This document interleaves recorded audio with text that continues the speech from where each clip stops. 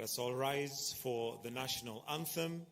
We'll have two anthems, starting with the Kenyan national anthem, followed by the AU anthem.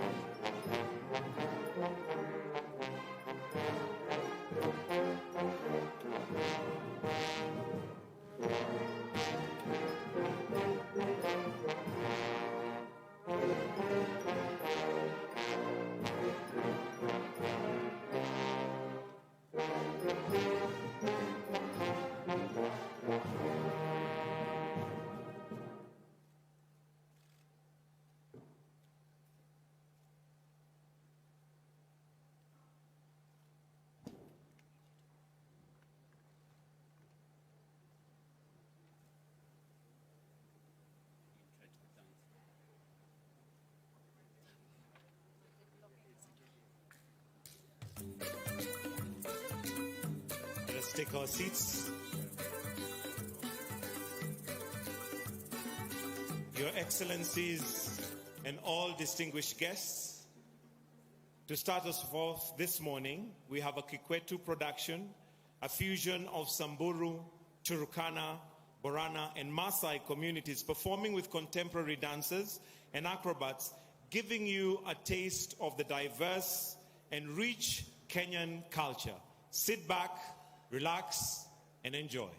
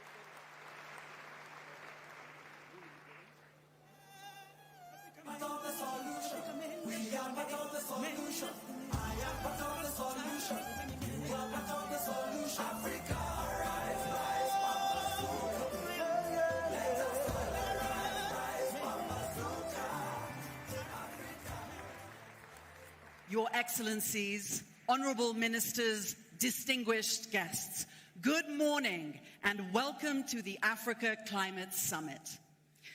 We heard from His Excellency President Ruto yesterday, where he so eloquently presented Africa's case for fairness, justice, and equity in helping the continent pursue its climate action efforts.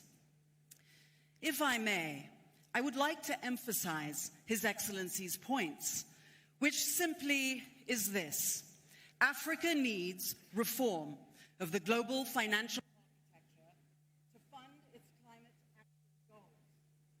Business as usual will not cut it. I'll reiterate that. His Excellency's points was this: Africa needs reform of the global financial architecture to fund its climate action goals. Business as usual is not going to cut it.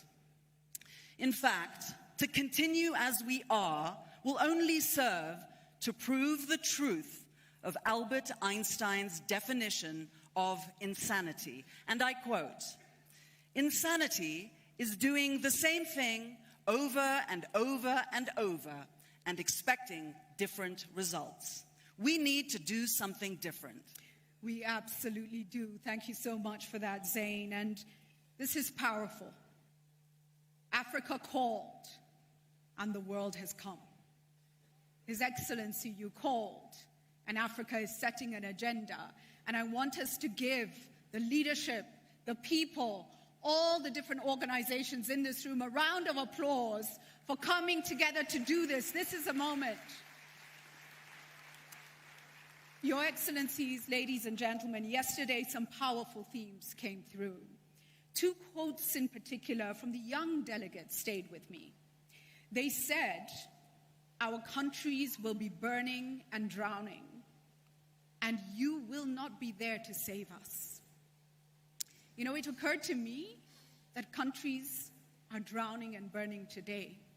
So if we don't do something now, what will our children and generations to come experience? The other thing they said was, we have to trust you, and you must trust us. And I thought such wisdom, grace, hope, and responsibility captured in one simple statement.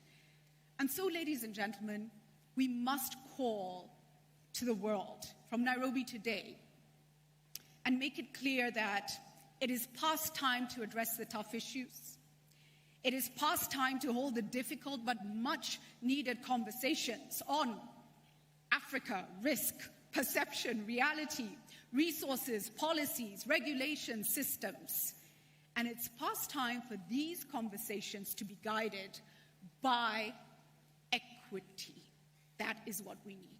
And Africa has the resources and assets, including mineral and energy resources, agricultural capacity, and natural capital to promote the global decarbonization agenda.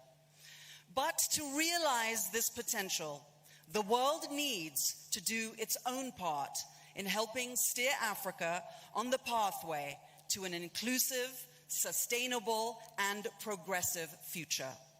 At the fundamental level, that will require decoupling economic growth from environmental degradation. In the words of the late Wangari Maathai, an icon of Kenya and a Nobel Peace Laureate, and I quote, "We are very fond of blaming the poor for destroying the environment, but often it is the powerful, including governments, that are responsible," end quote. In other words, we are all in this together. It will require our combined efforts to overcome this challenge. The spirit of Harambee, as we say in Kiswahili. And that means, for those of you who don't know, let's all pull together. Let's work together for a common goal and purpose.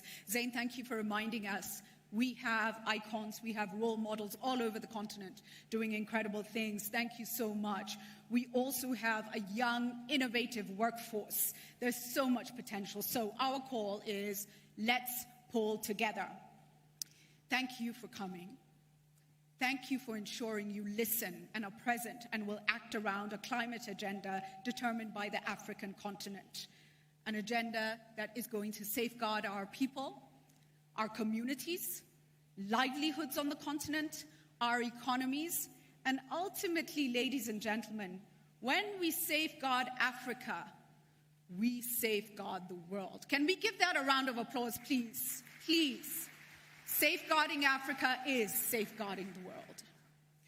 Now, to help guide us on this journey with an incredible lineup of speakers, please give a very warm welcome to the Honorable Soipan Tuya, Cabinet Secretary, Environment, Climate Change and Forestry for the Government of Kenya. Mheshimiwa.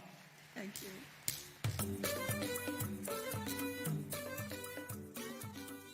Excellency, President William Ruto, our host president, all our visiting heads of state here with us today, all distinguished guests, ladies and gentlemen, good morning. History documents that Africa, and Kenya in particular, is the cradle of mankind. It is my hope and prayer that out of the cradle of mankind comes the all-time elusive solution to combating climate change. African-led solutions to decarbonize and steer a low-carbon development pathway for the globe. We are gathered here today to make history as the continent of Africa.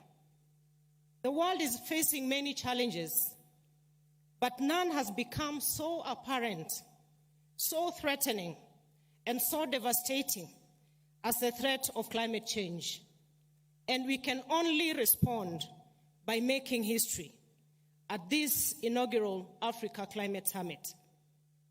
Everywhere we look in Africa, there is a climate change-related story to tell. For example, in Malawi, Hurricane Freddy led to the loss of 200 people and nearly $2 billion US dollars worth of damage occasioned. Last year, the Horn of Africa came out of one of the worst droughts in decades, where we lost hundreds of lives and thousands of livestock. In fact, for the first time in Kenya, we had to track water for our wildlife in the national parks and reserves. Excellencies, ladies and gentlemen, although African countries are making every available effort to deal with the vagaries of climate change, our economies are continuing to be weighed down by mounting debts. As we speak, 31 out of the 37 heavily indebted poor countries in the world are in Africa. Over 20 years of climate change negotiations have yielded agreements and promises that have delivered very little for Africa.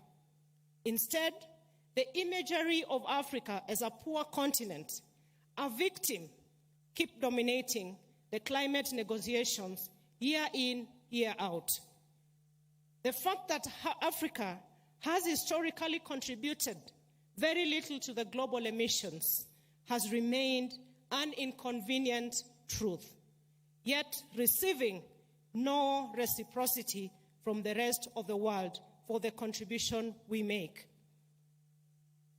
Excellencies, ladies and gentlemen, this inaugural Africa Climate Summit presents an opportunity like no other for Africa to change the course of history.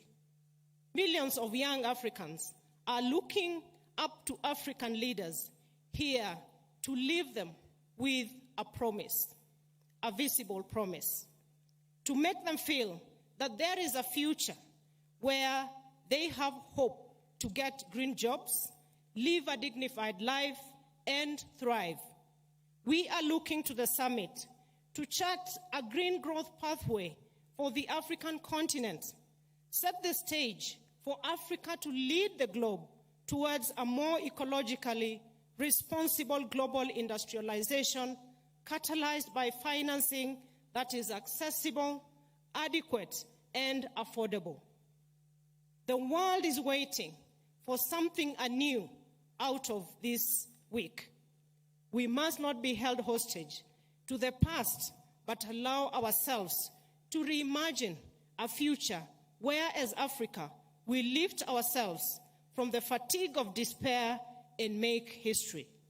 Excellencies, I am persuaded that the time is now, and I beseech us to respond to this historical call by proposing radical solutions to the world that will help us deal with the climate change. I invite us to listen to the inner urge calling us to serve humanity, that we go down in history, that it is out of Africa, the cradle of mankind, that the solution for climate change came forth. Excellencies, allow me now to invite, to kick us off, the President of the African Development Bank, who has been in the middle of this discourse and supporting a lot of support to the cause. Welcome, Dr. Adesina Akiwumi.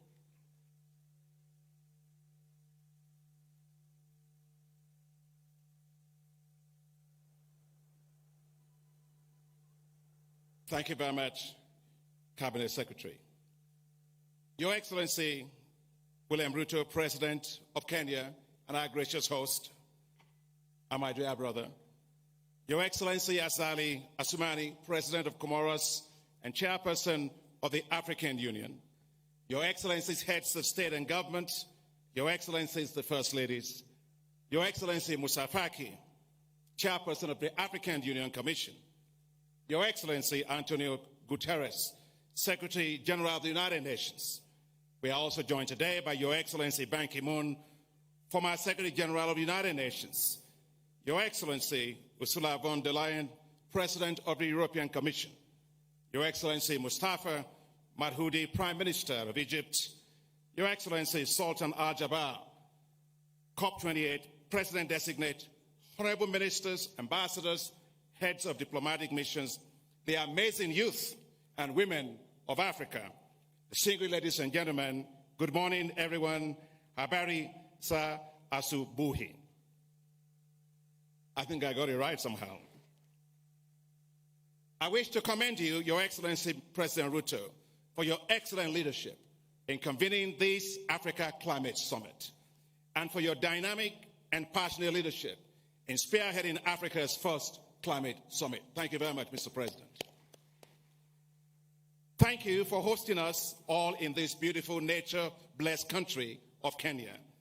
The African Development Bank is pleased to be a major sponsor of the Africa Climate Summit. The presence in such large numbers of Your Excellencies, heads of state and government, ministers and development partners from around the world says it all. Africa's voice on climate change will resonate across the world. The Africa Climate Summit will shape the future pathway of Africa's development. We gather because the people of Africa expect us to act. We gather because the future of the youth of Africa is at stake. We gather because we must galvanize global actions on climate, We gather because our collective existence is at risk. Climate change is short-changing Africa. Droughts and floods have been increasing across the continent. No country is spared. As we gather today, if we strain our ears enough, we will hear the calls of urgency from farmers whose crops and livestock are being destroyed, the voices of fishing folks whose catch is reducing and livelihoods are being imperiled, the voices of the young whose future is being compromised, the voices of women and children who bear the brunt of climate change, the voices of economists unable to cope with the ever-rising costs of climate-induced risks. We have a duty and responsibility to hear these voices and to act with a greater sense of urgency. And responding requires action at three levels. At the global level, the developed economies must meet their commitment to provide $100 billion annually in climate finance. The global climate financial architecture must be changed to prioritize the needs of Africa. At the national level, we must accelerate actions on climate adaptation. And that is why the African Development Bank has committed to providing $25 billion towards climate finance by 2025. We have also launched the African Adaptation Acceleration Program, together with the Global Center on Adaptation, the largest climate adaptation program in the world. Africa must develop with what it has, not what it does not have. Africa is blessed with large sources of renewable energy in the world. Renewables from solar, hydro, wind, and geothermal. But we cannot power Africa with potential. We must fully unlock Africa's renewable energy potential. That's why the African Development Bank is implementing a $20 billion Desert to Power program to harness the power of solar and deliver electricity for 250 million people. We must power every home, every school, every hospital, and provide stable, affordable, and reliable power. But we must, Your Excellencies, be pragmatic. Africa must use its natural gas and combine it with renewable resources. The International Energy Agency's analysis shows that doing so would only add 0.5% to global emissions. Give us space to grow. We must ensure that Africa's food and agricultural systems are climate resilient. The African Development Bank's flagship program, Technologies for African Agricultural Transformation, has provided 12 million farmers in 21 countries with climate-resilient agricultural technologies. In Ethiopia, climate-resilient wheat varieties supported by the bank has helped it to become self-sufficient in wheat in just 3 years. We are acting at scale to feed Africa with climate resilience. Under the leadership of President Macky Sall, as the then chairperson of the African Union, and the strong leadership of you, our heads of state and government, we succeeded with the Feed Africa Summit held in Dakar in January.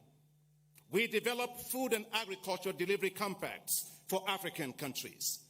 We have mobilized, Your Excellency Presidents, heads of state and government, globally, $72 billion to support African countries to implement these food and agricultural delivery compacts and to assure food security and food sovereignty within 5 years, and doing so with climate-resilient agricultural systems. I wish to recognize all development partners from around the world and the African Union Commission who work so tirelessly with us to make this happen. Thank you very much. We will repeat this at the Africa Climate Summit with the development of climate change adaptation investment compacts to help channel financing to national climate adaptation action at scale. We must ensure that resources mobilized do not stay simply in government offices, but reach and protect the lives of people in our villages, in our towns, and in our cities. All lives must be protected from climate change. We must put the youth and women at the core of climate financing. That's why the African Development Bank and the Global Center on Adaptation are announcing here today the launch of a $1 billion facility for Youth Adapt program that will accelerate access to financing for the youth to tackle climate change. The youth are not just the future of Africa, the youth are the present of Africa. The African Development Bank is also rolling out the establishment of youth entrepreneurship investment banks, new financial institutions that will support and grow the businesses of the youth all across Africa. Finally, we must revalue, Your Excellencies, the wealth of Africa by accounting for the proper valuation of its abundant natural resources, including its vast forests that sequester carbon. Few may know that the Congo Forest Basin is the world's largest carbon lungs, larger than the Amazon forest. Yet, Africa's rich natural wealth and the global value of its carbon it sequesters for the world are not accounted for in the estimation of its GDP. It is not enough to praise Africa for its rich natural capital. Its GDP must take that into consideration. Africa's GDP must therefore be revalued based on its carbon sequestration and biodiversity, which provide global public goods. If this is done, the debt to adjusted GDP ratio of several African countries will be much lower, and they will have greater headroom to borrow more financing to support their development, including investing in the greening of their economies. We must, Your Excellencies, therefore, turn Africa's economies green, not because others ask us to do so, but because it is in our interest to do so. Africa must develop its own carbon markets, properly price its carbon, and turn its vast carbon sinks into new sources of enormous wealth. Africa cannot be nature rich and cash poor. As we look towards COP28, Africa needs must be front and center, powered by the leadership of our heads of state and government, our youth and the private sector, and the voices of our communities. We must be the vuvuzelas of climate financing for Africa. Together with partners from around the world, let's make it happen for Africa. Thank you very much. Merci beaucoup. Gracias. Shukran. Asante sana.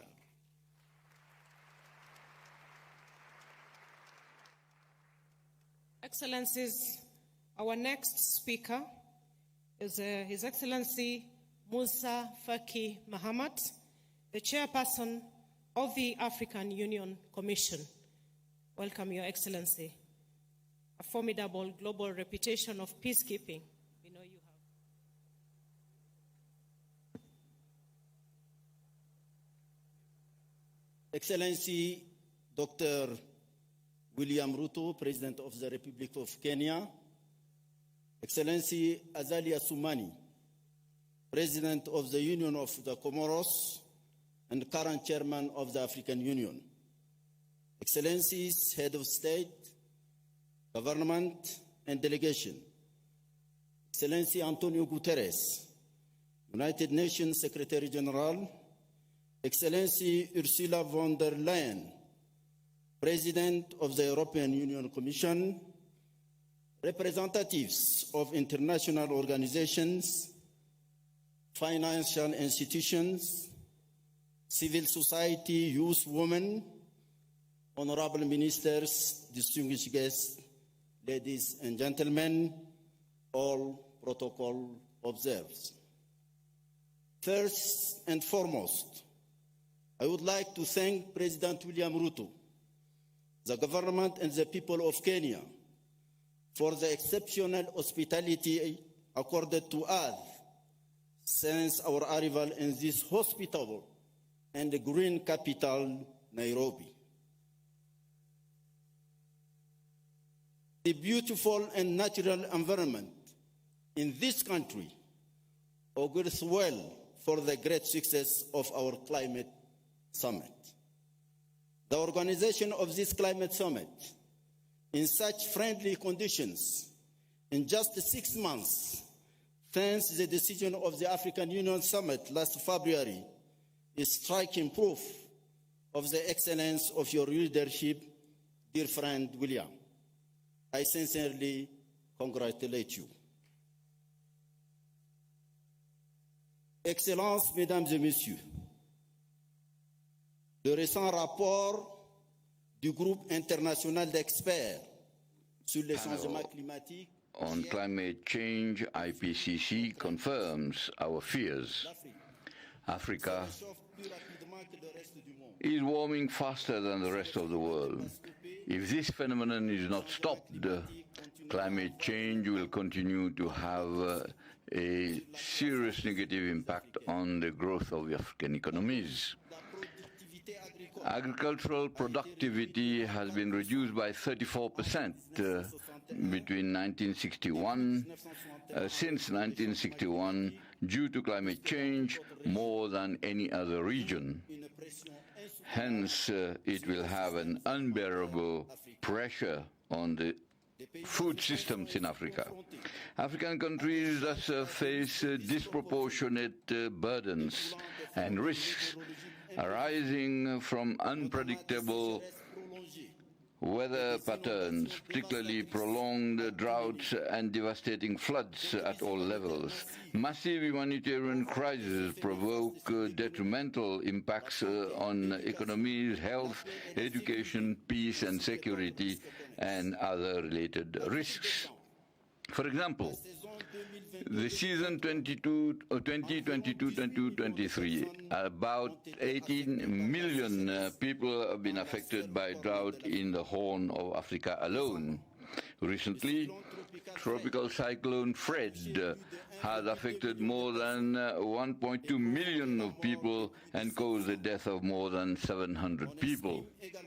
It is also estimated that between 2019 and 2023, the economic loss as a result of disasters in Africa is between 20 and 35.5 billion American dollars. This gloomy list is not exhaustive. Excellencies, ladies and gentlemen, climate change has spared no sector. It is to be recalled that Africa has around 400 million who do not have access to clean drinking water, and about 700 million do not have access to a very good sanitation. And this also indicates, experts indicate that there is a gap, a financing gap of 11 to 20 billion dollars. So we are obviously on the verge of seeing climate degradation. It is not the only factor, and it would be wrong not to integrate this in our global analysis of the negative factors, including governance, which is at the very center. I do not want to yield to pessimism. And in the general, it is, however, fortunate that in the table we have some beacons and favorable indicators. I cannot help reminding that 600 million people do not have access to electricity, and 200 million of them do not have access to clean cooking and are exposed to all respiratory problems and diseases due to smoke. And because of climate change, we have problems in our infrastructure, and we need to develop profitable infrastructure and spend at least $160 billion per year. Indeed, it is encouraging to note that the African governments have devoted about 3.5% of their GDP to the development of infrastructure over the past 20 years. It is too little compared to some emerging countries. China and India, for example, devote 7.7 and 5.2% of their GDP, respectively, in infrastructure. We can thus see in which direction efforts have to be made. Excellencies, ladies and gentlemen, this summit affords us an excellent opportunity to translate the climate ambitions of Africa into investment opportunities, to consolidate our voices on matters on burning issues of climate change, to prepare for the UN Climate Summit and for COP28 in the United Arab Emirates. At these meetings of global importance, Africa must, among other challenges, highlight the worrying and sometimes tragic situation in the Sahel, in the Horn of Africa, where droughts and floods alternate, in the Congo River Basin, with dangerous deforestation and the disastrous consequences of cyclones in southern Africa and in the island states. It is urgent that Africa comes to all these meetings with concrete proposals to be implemented without delay. I strongly reiterate my call to come to the next two meetings with precise proposals without drowning them in literature and the usual litany on the imperative need for collective justice for Africa, where responsibility is very limited in the pollution of the world, with an inversely proportional share of the volume of global investment in the field of environment. This call for a restoration of justice for Africa would benefit from being supported by a real reform of the global financial architecture, for which a high-level panel is rightly devoted at this summit. Obviously, this reform must resolutely focus on the financial organs and structures, institutions which structure the universe, which operate far from Africa. In this desired reform, a question comes to mind: the weight of the debt and the financing gap of the SDGs. Africa alone represented a need of $1.3 billion per year for sustainable development needs by 2030, while the financing needs for SDGs in the same period were $2.5 billion for financing developing countries. Everyone knows that the public debt stock in sub-Saharan Africa at the end of 2023 was estimated at $1.1 trillion out of 650 billion SDRs mobilized. Africa received only 33 billion, which is only 4.5%.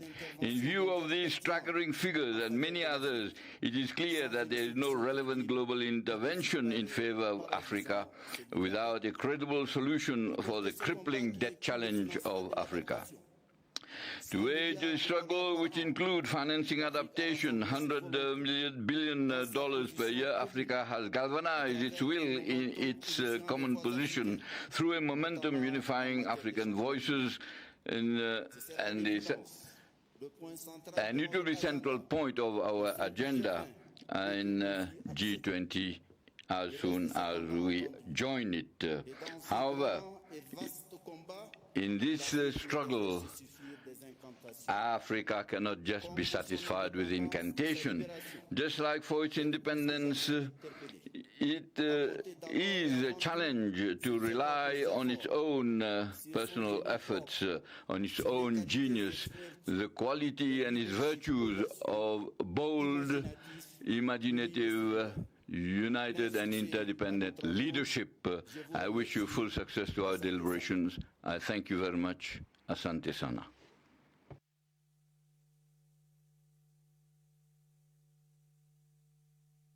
Excellencies, we are overwhelmed by the support that we have received for the summit, and we want to listen to each and every one of us. So I would like to plead with Your Excellencies that we stick to the agreed 5 minutes so that we can have everybody speaking to this. Next, Excellencies, out of COP27 in Egypt, was the establishment of a loss and damage fund and the finalization of the details to implement the Santiago network. It was also the first time food security was recognized in the COP conversations. The Arab Republic of Egypt was a COP27 presidency, and it is my honor now to invite His Excellency Mustafa Madbouli, the Prime Minister of Egypt. Welcome, Your Excellency.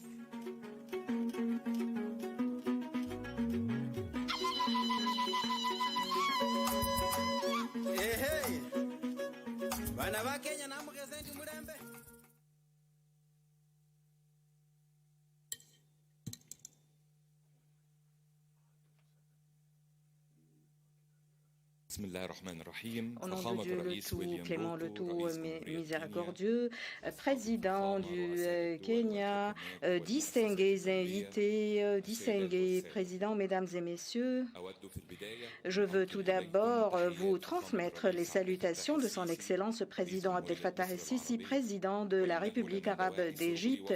Il m'est un grand privilège de participer au nom de l'Égypte à cette réunion de haut niveau et je félicite son Excellence président Ruto et Kenya qui a voulu bien abriter cette réunion qui survient après le succès de la réunion de la COP 27.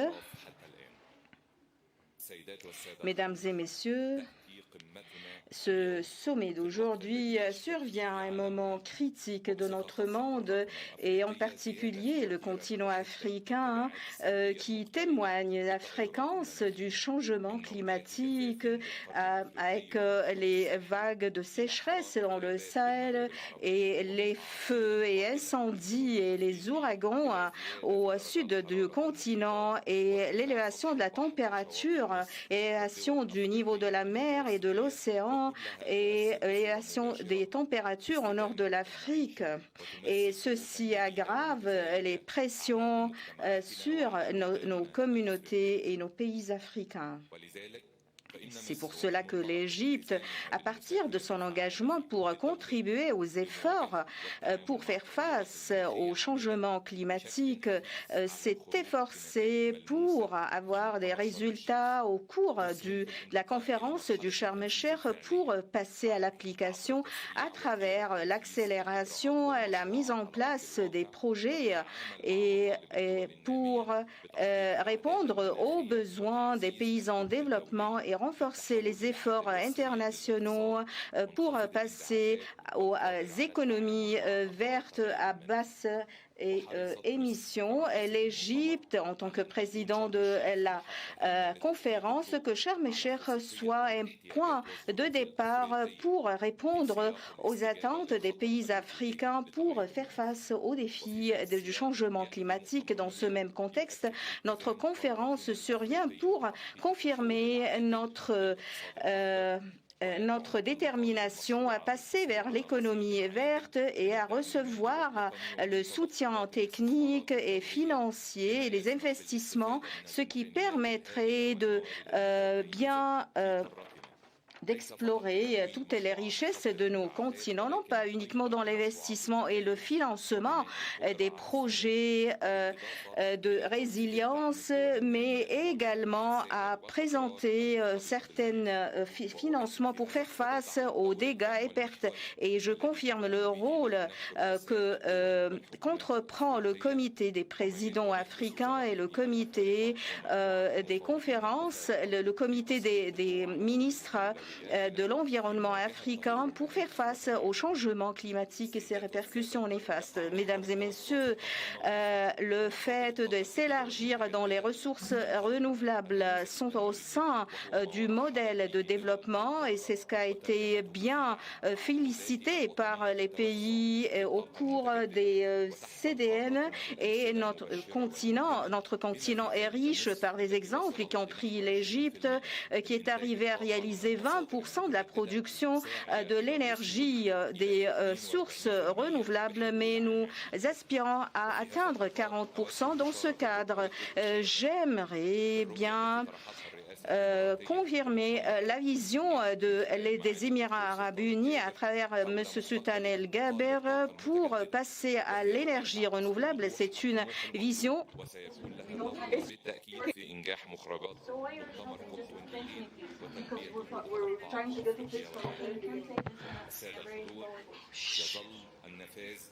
Access to finance is the bottleneck that faces Africa and developing countries to turn its dreams and plans to reality, to contribute in solving the climate issue. And meanwhile, that doesn't touch the path of development or have more burden and of debts. This is a great opportunity to deal with the financing of climate, and the Egyptian vision in this respect it has to do with the following. First, we need to reconsider the available financing instruments and to move to concessional financing and grants to accelerate the transition required. Second, we need to reconsider the capital flow to ensure that Africa should get its fair quota of financing. We need to emphasize that financing climate is an additional and a new kind of financing, and it does not take a piece of the development financing. We need to activate an active and good mechanism to use the current and existing debts to turn those debts into financing climate. In this regard, we're looking forward that Dubai meeting would be breakthrough in the pledges of advanced countries to provide an annual amount of $100 million for climate. It is a symbolic pledge because we do have a historic responsibility. In conclusion, I'd like to re-emphasize that the nature of climate change and dealing with can only be through cooperation based on enhancing a multilateral system, based on equity and justice, bearing into consideration the specificity of each country. And I'd also emphasize what Kenya proposed as a vision to draft and to formulate our discussions in this meeting, and re-emphasize that Egypt, as head of the current session of the UN climate meeting in Dubai, the COP28, and we believe its support to build up on the outcomes of Sharm el-Sheikh and to have more outcomes. We fully support them in their efforts. Thank you very much.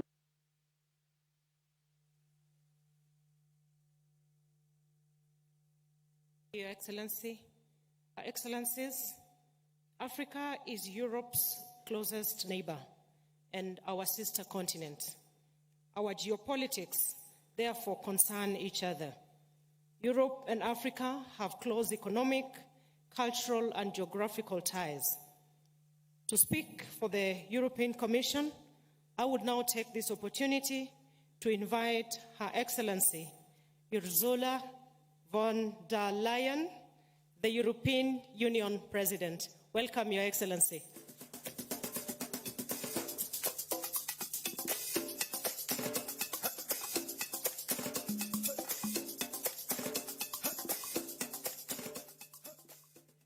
Thank you very much, dear President Ruto, for hosting this Africa Climate Summit. And thank you very much for your leadership on climate action ever since you took office. I very much welcome Kenya's Climate Change Act 2023 that was launched during this summit and that puts strong emphasis on carbon markets. We fully support you on this important topic. Presidents, prime ministers, fellow leaders, excellencies, I want to greet my colleague Moussa Faki, Chairman of the African Union. I want to greet the President Assoumani from the Comoros. I want to greet Secretary General Antonio Guterres, Dr. Sultan Al Jaber, President of the COP28, my fellow leaders, ladies and gentlemen. I am deeply honored to participate in this discussion.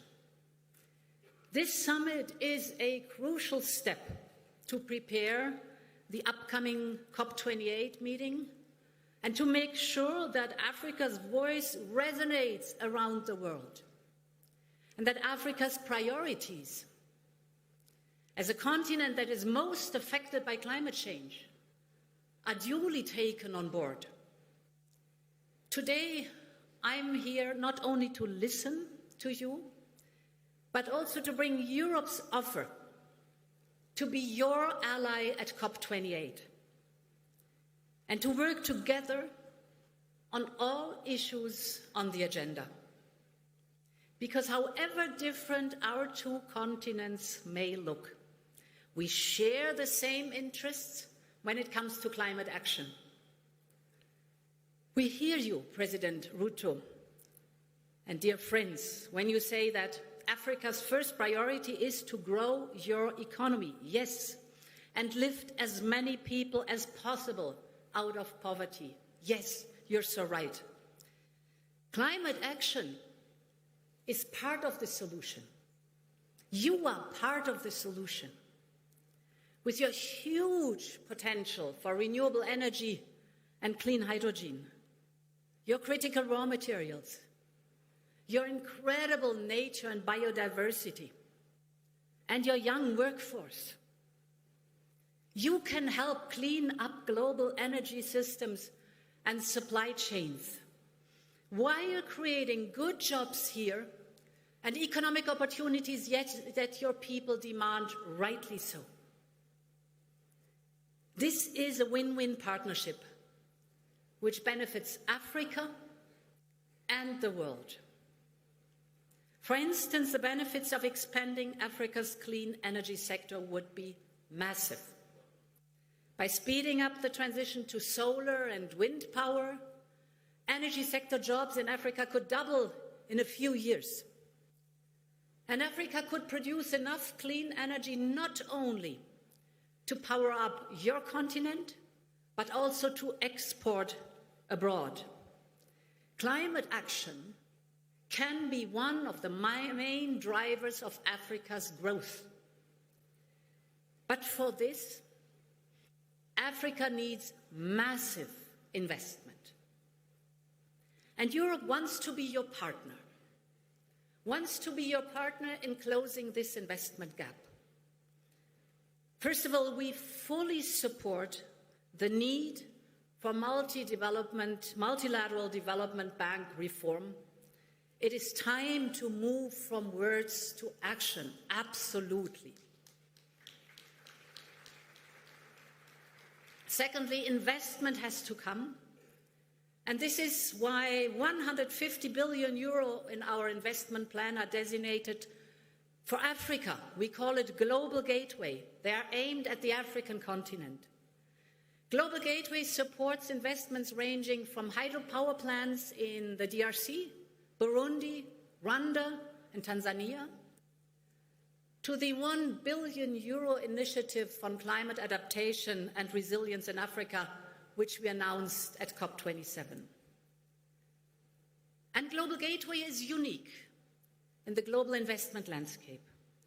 We're not only interested in extracting resources. We want to partner with you to create local value chains, to create good jobs here in Africa. We want to share European technology with you. We want to invest in skills for local workers. This is crucial for the young people, because the stronger you are as suppliers, the more Europe will diversify supply chains towards Africa, and the more we both will de-risk our economies. It's a clear win-win. Namibia, for instance, is now building a new hydrogen industry, as well as rare materials value chains in partnership with Europe. And later this morning, President Ruto and I will conclude a new hydrogen partnership between Kenya and the European Union, with the objective to further develop the green hydrogen economy and with the full support of Team Europe. This is good news for Africa and for Europe alike. So we should work very closely as partner. Yet, public money from major economies, however crucial, is not enough. And this is why we need to bring the conversation on climate financing to the global stage at COP28. Let me briefly share 3 specific points that will be discussed here in Nairobi to pave the way towards COP28. First, on attracting private investment to Africa. Second, on carbon pricing and carbon credits. And third, on setting global targets for the energy transition. On the first point, the green transition will require an unprecedented scale of private investment. Public finance will not suffice. This is true for Europe, but it is also true for emerging market and developing economies. Private capital will need to be mobilized at scale. And here, green bonds are widely recognized as providing part of the solution. This is why we just put forward a new proposal to attract private investment. It's called Global Green Bonds Initiative. We know that emerging economies can face hurdles to access capital markets, but we can change that together.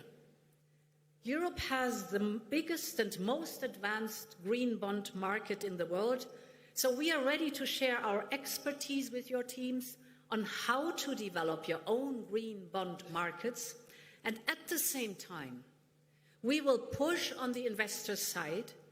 Together with the European Investment Bank and our member states, we are allocating €1 billion to de-risk private investments in emerging markets. This could help to attract up to €20 billion in sustainable investment. So, let's work together on that to build and grow Africa's green bond markets, and let us bring together this crucial point to COP28. There's another solution that would unlock huge resources for climate action in Africa, and that is carbon pricing and true carbon credits. And this is my second point.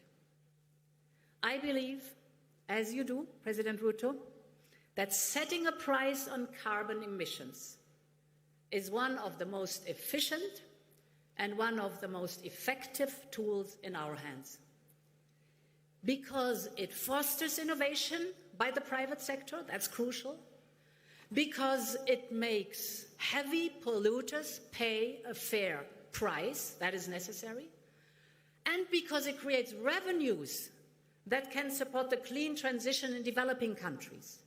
That's what we need. And this includes also to include the carbon sinks that have been mentioned, and you are rich in carbon sinks here, and to reward this contribution. We have to get there. We will discuss this in more detail in the next session, so let us work together to bring a proposal for global carbon pricing and true carbon credits at COP28. And finally, on global energy goals, if we are to limit global warming to 1.5 degrees, we have to speed up the global energy transition. That means if we want to match our goals, we need to triple renewable energy capacity, and we need to double energy efficiency by 2030.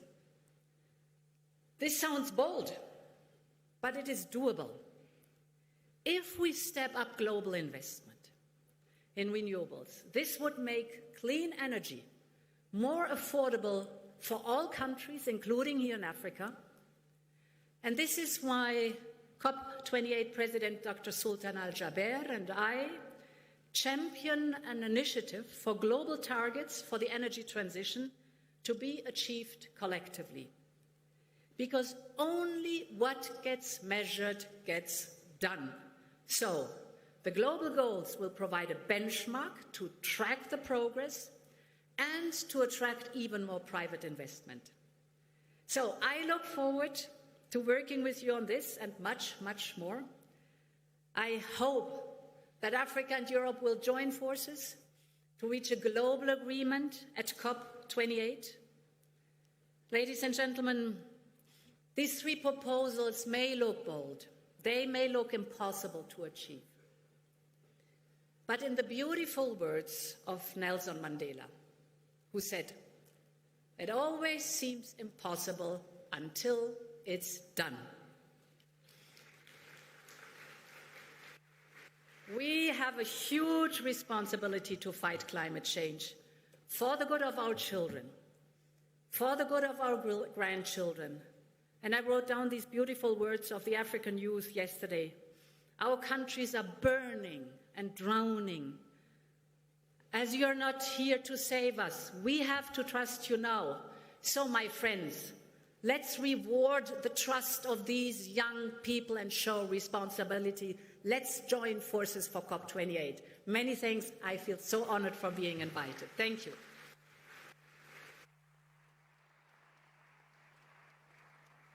Thank you very much, Your Excellency.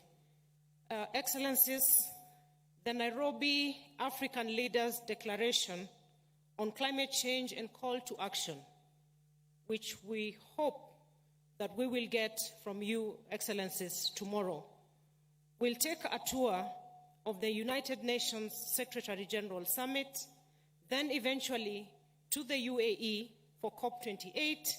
What better way to start preparing the way for the declaration than by having the COP28 President-designate, Dr. Sultan Al-Jaber, the COP28 President-designate, to address this summit. Dr. Al-Jaber is the Minister of Industry and Advanced Technology of the United Arab Emirates. Welcome, Your Excellency.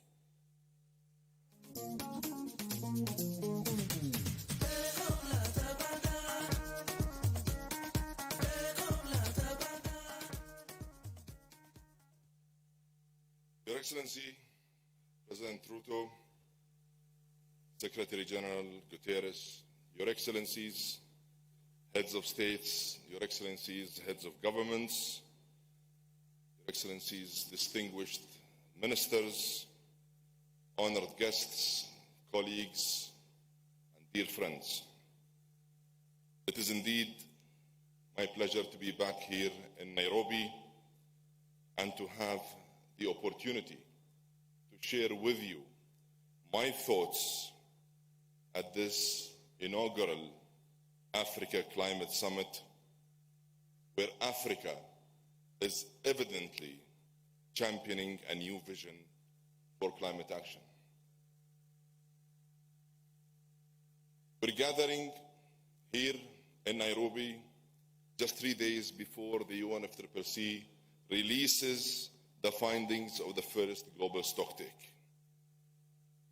And let's just face it, we already know that the world is way off track, and we know what this report will actually say and what it will conclude.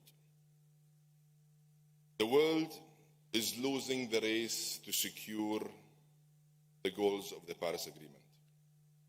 And the world is struggling to keep 1.5 within reach. Collectively, we must admit that we are not delivering the results we need in the time we need them. We must also accept that business as usual is simply not working, and that business as usual will not allow for a paradigm shift. We need a smart, pragmatic disruption. We need an integrated approach that delivers transformational progress. And we need a plan that leaves no one behind. That is why I have been and I continue on calling on all parties to unite around a plan of action that is fully inclusive, a plan of action that fast-tracks a just, responsible, orderly, and well-managed energy transition, a plan that will focus on people, lives, and livelihoods, and a plan that will finally fix climate finance. Ladies and gentlemen, Africa contributes just 3% of global emissions. Yet, we all know that it suffers some of the worst consequences. Droughts, floods, and failed harvests have exposed 1/5 of Africa's people to hunger, tripled the number of people displaced in the last 3 years, and is dragging down Africa's GDP growth by at least 5% every year. But there is also another narrative that unfortunately is overlooked and in a big way undermined and underestimated, and that needs to get out there. And that is, Africa is also a beacon of hope, filled with potential and a global example of what pro-climate and nature-positive development should and must look like. Ethiopia's Green Legacy Initiative is enhancing food security and stimulating green jobs across the Horn of Africa. The countries of the Congo Basin are protecting vital rainforests and helping preserve the world's natural carbon sinks. Kenya is closing on its goal of 100% clean energy by 2030. And the number of sub-Saharan countries in Africa with significant installed solar power has grown 6 times in the last 5 years. This great continent is rich in the resources that can help not just Africa, but the entire world transition to a zero-carbon and high-growth future. That said, we first need to deal with some realities, and we must accept to come to terms with these facts. Almost half of Africa's population still have no access to electricity. Almost 1 billion people lack clean cooking fuels, and this energy gap will only increase as Africa's population grows. These basic energy needs must be met, and meeting them with low-carbon, nature-positive solutions will meet Africa's development and climate goals at the same time. And the key to making this happen is, of course, finance, and finance, and finance. This finance must be made available. This must be made accessible, and this finance must be made affordable. According to the African Development Bank, $250 billion annually is required to meet Africa's climate finance needs. Africa only receives 12% of that amount, and less than 2% of that is going to adaptation. We can all agree that this is neither just or equitable. We must agree that it is a big missed opportunity. The World Bank estimates that every dollar spent on climate adaptation brings an average of $4 in benefits. It simply makes sense for Africa to get a fairer share of global climate finance. That is why I am calling on donor countries to close out the $100 billion pledge they made over a decade ago and to replenish the Green Climate Fund. I will continue to press on these issues. I am also calling on donors to double adaptation finance by 2025, and for all parties to transform the global goal on adaptation from theory and text into real action and tangible results.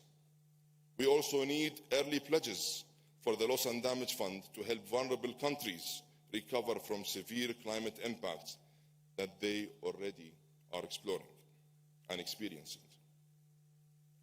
What was promised in Sharm el-Sheikh must be delivered in Dubai. We can no longer accept pledges and announcements without clear roadmaps of implementation. In parallel, we must upgrade our financial architecture. We need a complete upgrade. In fact, we need a surgical intervention of the global financial architecture that was built for a completely different era. IFIs and MDBs must step up, and they must up their game. They need to raise concessional capital and lower debt burdens. They need to attract and leverage private capital at a multiple, and the multilateral public and private sectors need to mesh together and work as true partners to accelerate the delivery of practical solutions and real impactful projects on the ground.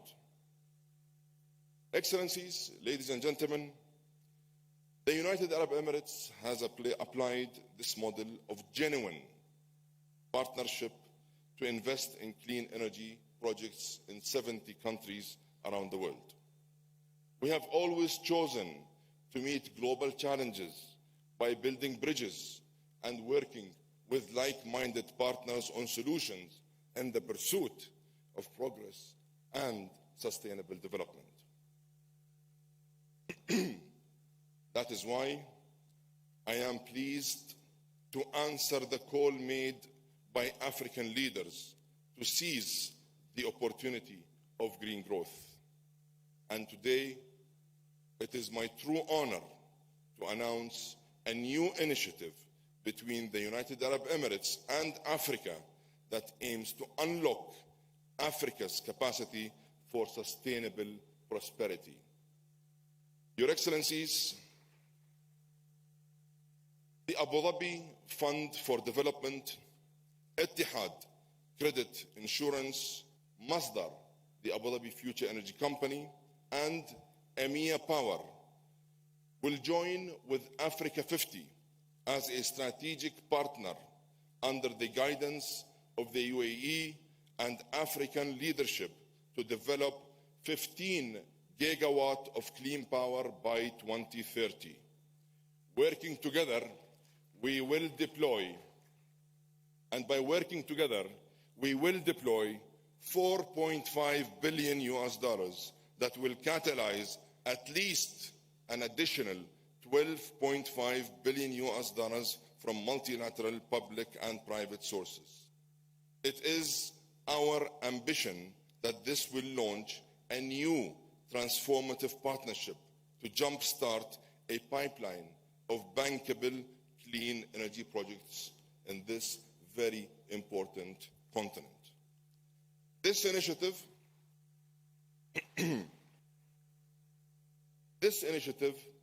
will target countries with clear transition plans, robust regulatory frameworks, and a real commitment to putting the necessary grid infrastructure in place.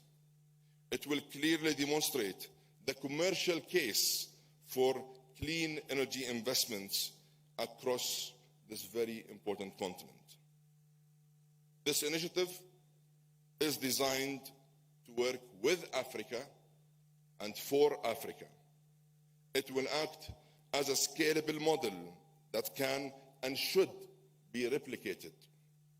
And it will support COP28's global goal of tripling renewable energy by 2030. And here, let me take the opportunity to thank His Excellency, the President of Kenya, and his government, and the African Union Commission and the EU Presidency for championing this goal alongside COP28. It's through their leadership that they are choosing a path that makes economic and climate sense at the same time. And let me extend an open invitation to all Africa's leaders to join us at COP28 to help mark a new, ambitious era for Africa's sustainable growth. Ladies and gentlemen, as COP28 approaches, I am determined that it is a turning point that delivers for everyone, everywhere. We don't want to leave anyone behind. Climate change is a global fight, and it demands a global solution. If Africa loses, we all lose. And if Africa succeeds, we all succeed. Progress for one is progress for all. Let's unite, act, and deliver to turn the rhetoric into real results. Let's turn pledges into tangible projects on the ground. And let's launch a new and optimistic future that puts the world on a climate-positive pathway and offers an opportunity for all to prosper. I thank you all, and I look forward to receiving you at COP28. Thank you.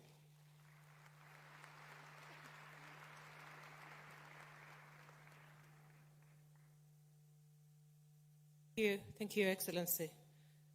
Excellencies, the Nairobi Declaration, like I indicated, will find itself to the UN General Assembly, and we are happy to have with us the UN Secretary General, His Excellency Antonio Guterres, who is both a politician and a diplomat who will guide the discussions and midwife the contents of our declaration to find itself into UN resolutions. Welcome, Your Excellency.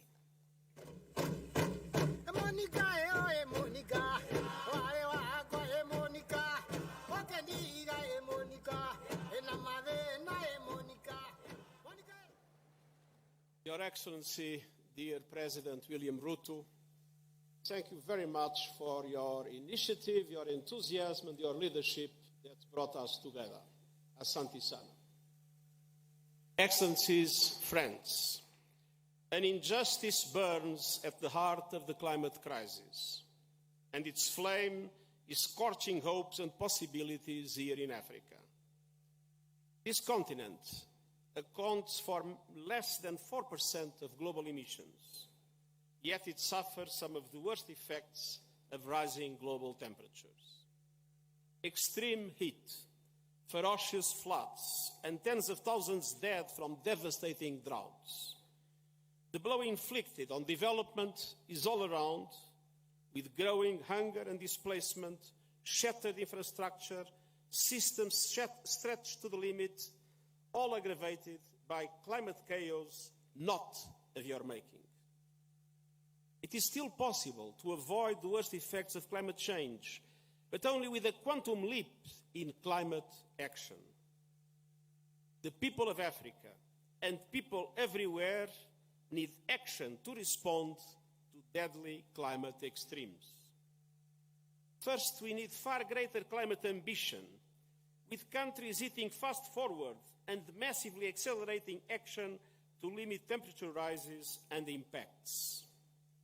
And the largest emitters must lead the charge, in line with my Climate Solidarity Pact and acceleration agenda.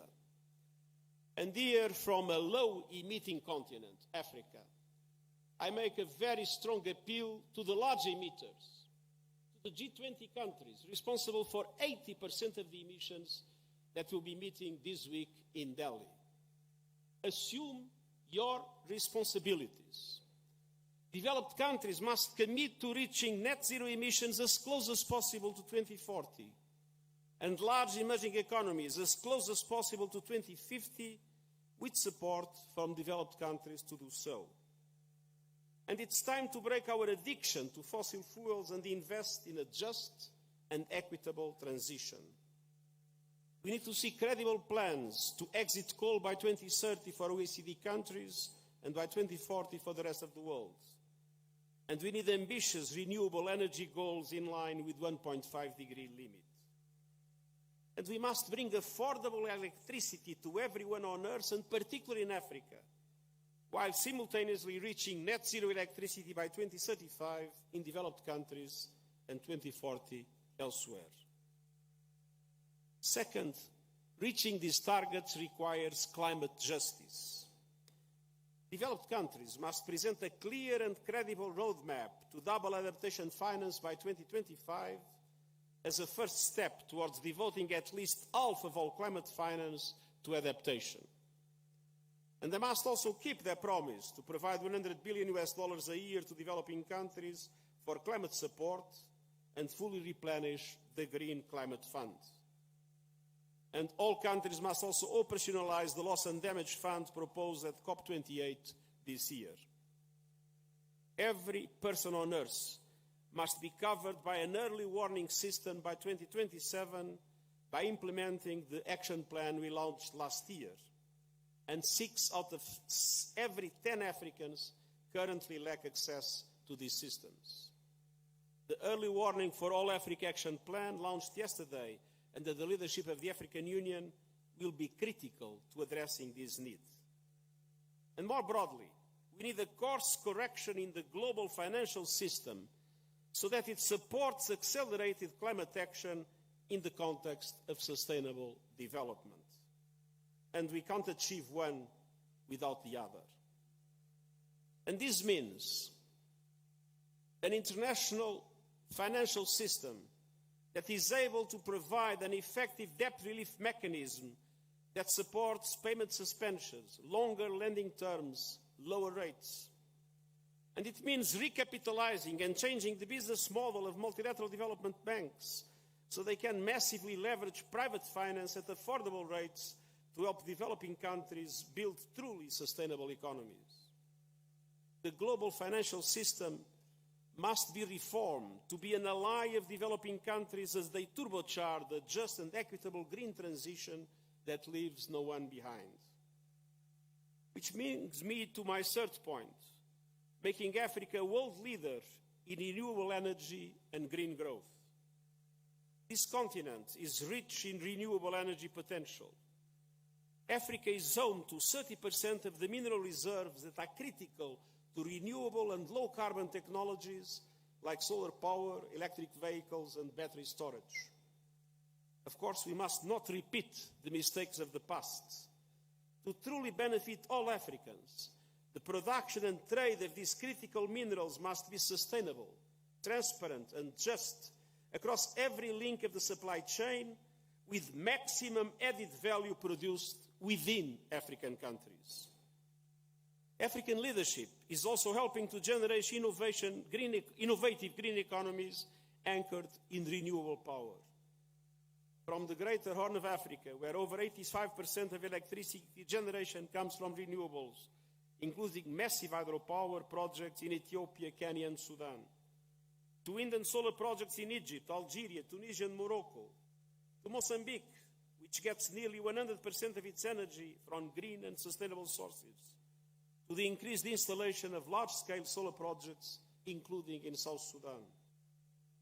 At the same time, Africa is home to 60% of the world's best solar resources, but only 2% of global investments in renewable energy over the last 2 decades. Now is the time to bring together African countries with developed countries, financial institutions, and technological companies to create a true African renewable energy alliance. With adequate access to financial resources at reasonable cost and technological support, renewables could dramatically boost economies, grow new industries, create jobs, and drive development, including by reaching the over 600 million Africans living without access to power. Renewable energy could be the African miracle, but we must make it happen. We must all work together for Africa to become a renewable energy superpower. Excellencies, friends, just as the injustice of climate change burns fiercely here in Africa, so do the opportunities. I'm convinced that Africa can be at the heart of a renewable future. The summit and the solutions being discussed here represent a big step forward. but our countries must not be alone in this journey. At the end of this month, I will hold, on the way to COP28, a Climate Ambition Summit to summon the world's attention and committed action to climate change and the need to support developing countries as they transition to a renewable future. Ambition in mitigation must be in parallel with ambition in climate justice. Now is the time for all countries to stand as one in defense of our only home. Let's deliver the climate justice that Africans, the world and the planet we share demand and deserve. Asante sana.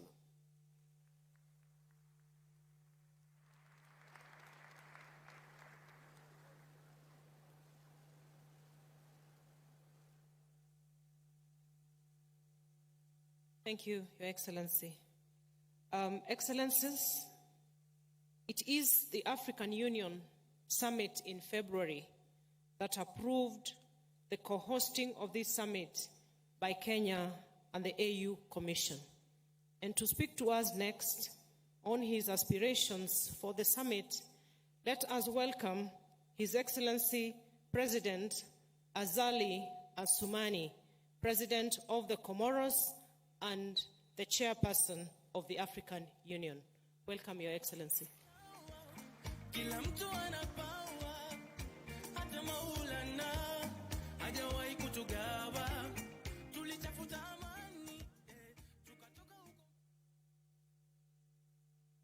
Excellences, Monsieur Ahmed Abako, Dr. William Ruto, Président de la République de Kenya, Monsieur Antonio Guterres, Secretary General, Your Excellency Guterres, General Secretary of UN, Mr. Faki, President of Commission of AU, Your Excellencies, Heads of State and Government, ladies and gentlemen, heads of international organizations, and distinguished guests. All protocols are observed. Salam alaikum wa barakatuh. At this time, all the eyes are on us, the African continent, united here to discuss at the highest level, thinking on the issue of climate. For this, we think that we are going to succeed here in this beautiful capital city of Nairobi to come up with a new impulse to the dynamics in order to fight against the effects of climate change in our planet village. This is an opportunity for me, first of all, to thank and sincerely thank our brother Ahmed Abako, William Ruto, for his commitment for sustainable and harmonious development. I would also like to thank the people and the government of Kenya for brotherly reception that we enjoyed since we are right here in this beautiful country, and for the hospitality that we enjoy here in Nairobi. Excellency, Your Excellency, ladies and gentlemen, when we see what our planet has been undergoing, we have seen devastating effect on our societies, on our economies, on our ecosystem, on our diversity in general. According to the intergovernmental experts working on climate, the world temperature is increasing. It has been increasing since 1990, and we cannot say that this is negligence, but it is the fact that we are not taking into account on this problem, and also the weak action in order to fight this effect. Therefore, we need to intensify our actions because of the effects which are dramatic on our continent, even if we are only responsible for only less than 4% for greenhouse emission. The island states like the Comoro Union, we are experiencing this, and we are not well equipped in order to fight all this. Despite all these challenges, Africa should go ahead and carry out its ambitions as written in policies and strategies at the national and regional level, and also from the contribution at the national level. Therefore, the organization of this summit on climate in this beautiful country has come at the right time so that we can come up with a conventional approach between the countries of the north and the countries of the south by highlighting the shared responsibility through dialogue in order to come up with solutions that are shared. For this, Africa should make profit from this organization so that we can come up with innovative, inclusive, and sustainable solutions by us and for us, and also define the collaboration for concrete climate action on this planet. Ladies and gentlemen, honorable participants, the continent is impacted by negative natural impacts. For example, Comoros, we undergo almost every year a lot of damages and losses from the earthquake, tropical cyclones, and earthquakes, and we lose every year almost $5.7 million. My country, we have carried out programs in order to do the adaptation and mitigation. For mitigation of energy, energy is an important potential by using renewable energy, air energy, photovoltaic energy, in order to produce electricity and reduce the use of firewood in homes and industries. And for our plan of 2030 that we have adopted, our ambition is to make Comoros by 2030 a resilient country to the shocks on all dimensions of sustainable development. As far as adaptation is concerned, for Comoros and other African countries, agriculture sector has been impacted by COVID and the war in Ukraine. That's why it is very important, because we have seen the repercussion of this, and aggravated by the food crisis that we have experienced. We have been experiencing on the continent. Therefore, we have to take the opportunity of this summit so that we can identify the actions that we can put in place in order to come up with a food system that is sustainable and resilient in order to guarantee our means of subsistence, and this should be sustainable. We should privilege social actions, innovation, and resilience, and come up with sustainable agriculture methods, protecting our natural resources, our health and our climate.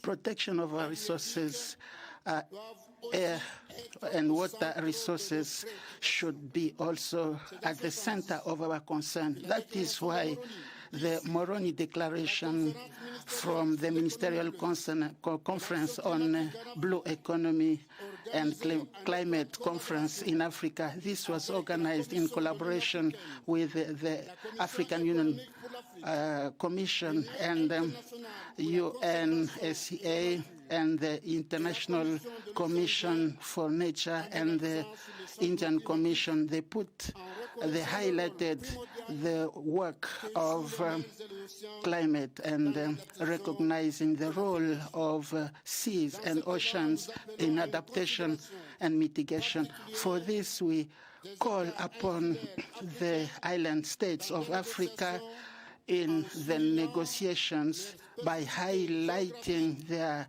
geographical specificity and their vulnerability from extreme events and different environment crises that we've been experiencing. We call upon for the support in order to have sustainable blue economy generating employment and come up with a new partnership through reinforcing cooperation of partnership and collaboration. We suggest in this case that the financial aid should be increased. $86 billion given to Africa is very weak in order to support the current costs. We plead again to come up with mechanisms of funding because of damages and losses, coming up with facilities for all the vulnerable African countries, especially the island countries which are developing. It's also important for us Africans to think about the need to own the modern technologies specializing in surveilling climates in order to alert in time our people when extreme events are about to happen. Ladies and gentlemen, Your Excellencies, to summarize, I can say that the world threat of climate change and the effect of environment is going to exacerbate the complex nature of the world, which affects women and youth in a disproportionate manner. I would like to say that the Declaration of Nairobi will certainly express our African solidarity, to speak with one voice, to express our African specificities. I am confident that we'll come with true solutions to the big continental and world challenges that we will also defend at the COP28 that will take place in Republic Arab Emirates. And they need our support through the personal commitment of its President Sheikh Nahdet Al-Nahyan through innovative technology in order to fight effectively against climate change. Asante sana. Thank you.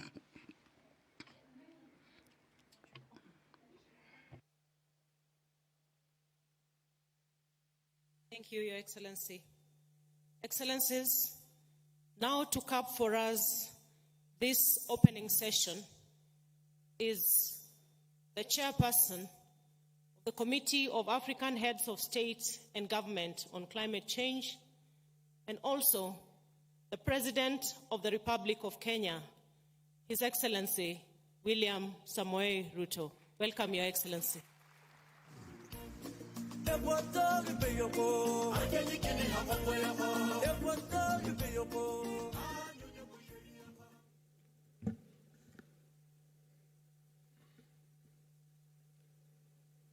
Your Excellencies, honorable ministers, distinguished participants, delegates, ladies and gentlemen, good morning and welcome to Kenya. This African moment is a global moment where climate action is actually green growth. I am delighted to be here with you for a number of reasons. First, I am excited to participate in this summit as a scientist who has done some research on ecological impacts of human activity on fragile and precious ecosystems, including rivers and wetlands. I am also privileged to be leading the Kenyan delegation to the Africa Climate Summit. And besides, I have the honor for the time being of serving the young green continent of the future as the chair of CAHOST, the Committee of African Heads of State on Climate Change, and for hosting this event with my good brothers from the AU. And I dare say this conversation is happening in the right city, where the UN has the global environmental capital, where we have UNEP. I am therefore highly encouraged by your strong response for our invitation to attend and participate in this inaugural transformative Continental Assembly convened to focus on climate action from the standpoint of generating African solutions to global challenges. The participation in the numerous events that make up this summit has so far demonstrated impressive commitment, extraordinary enthusiasm, exemplary motivation, and unparalleled determination to confront the problems, clarify issues, engage inclusively, and define a unique strategy platform for the implementation of bold interventions to catalyze progress in the global climate action agenda. I welcome you to Nairobi, our burgeoning and sleepless green city in the sun that is bounded by a national wildlife park and a close canopy of indigenous forest. In between, our capital pulsates with the restless energy of community, enterprise, industry, innovation, learning, fun, and adventure. Please feel at home and find time to enjoy the sights and sounds of our city and country. And when I say welcome home, it's both figuratively but also in reality. I did say yesterday, I did inform the participants yesterday that Kenya, where you are sitting, a few kilometers from where you are sitting, has been discovered the earliest remains of man on Earth. And it means that before you guys went all over the place in Africa, Europe, and America, and the rest of the world, we all began from here. And therefore, it is correct for me to tell you, welcome home. And while you are away, these are the greetings, just so that you find your way around. Jambo is the greetings. Maybe, and when somebody else tells you Jambo, you reply Jambo. It's simple. Jambo. Good. I will take you one more step. When you want to say, how are you? You say, Mambo. Simple. And then the reply is, Poa. Okay, let's go. Mambo. Good. There you go. So I'm sure you'll find your way around with that. Africa is a very young continent. Our median age is 19.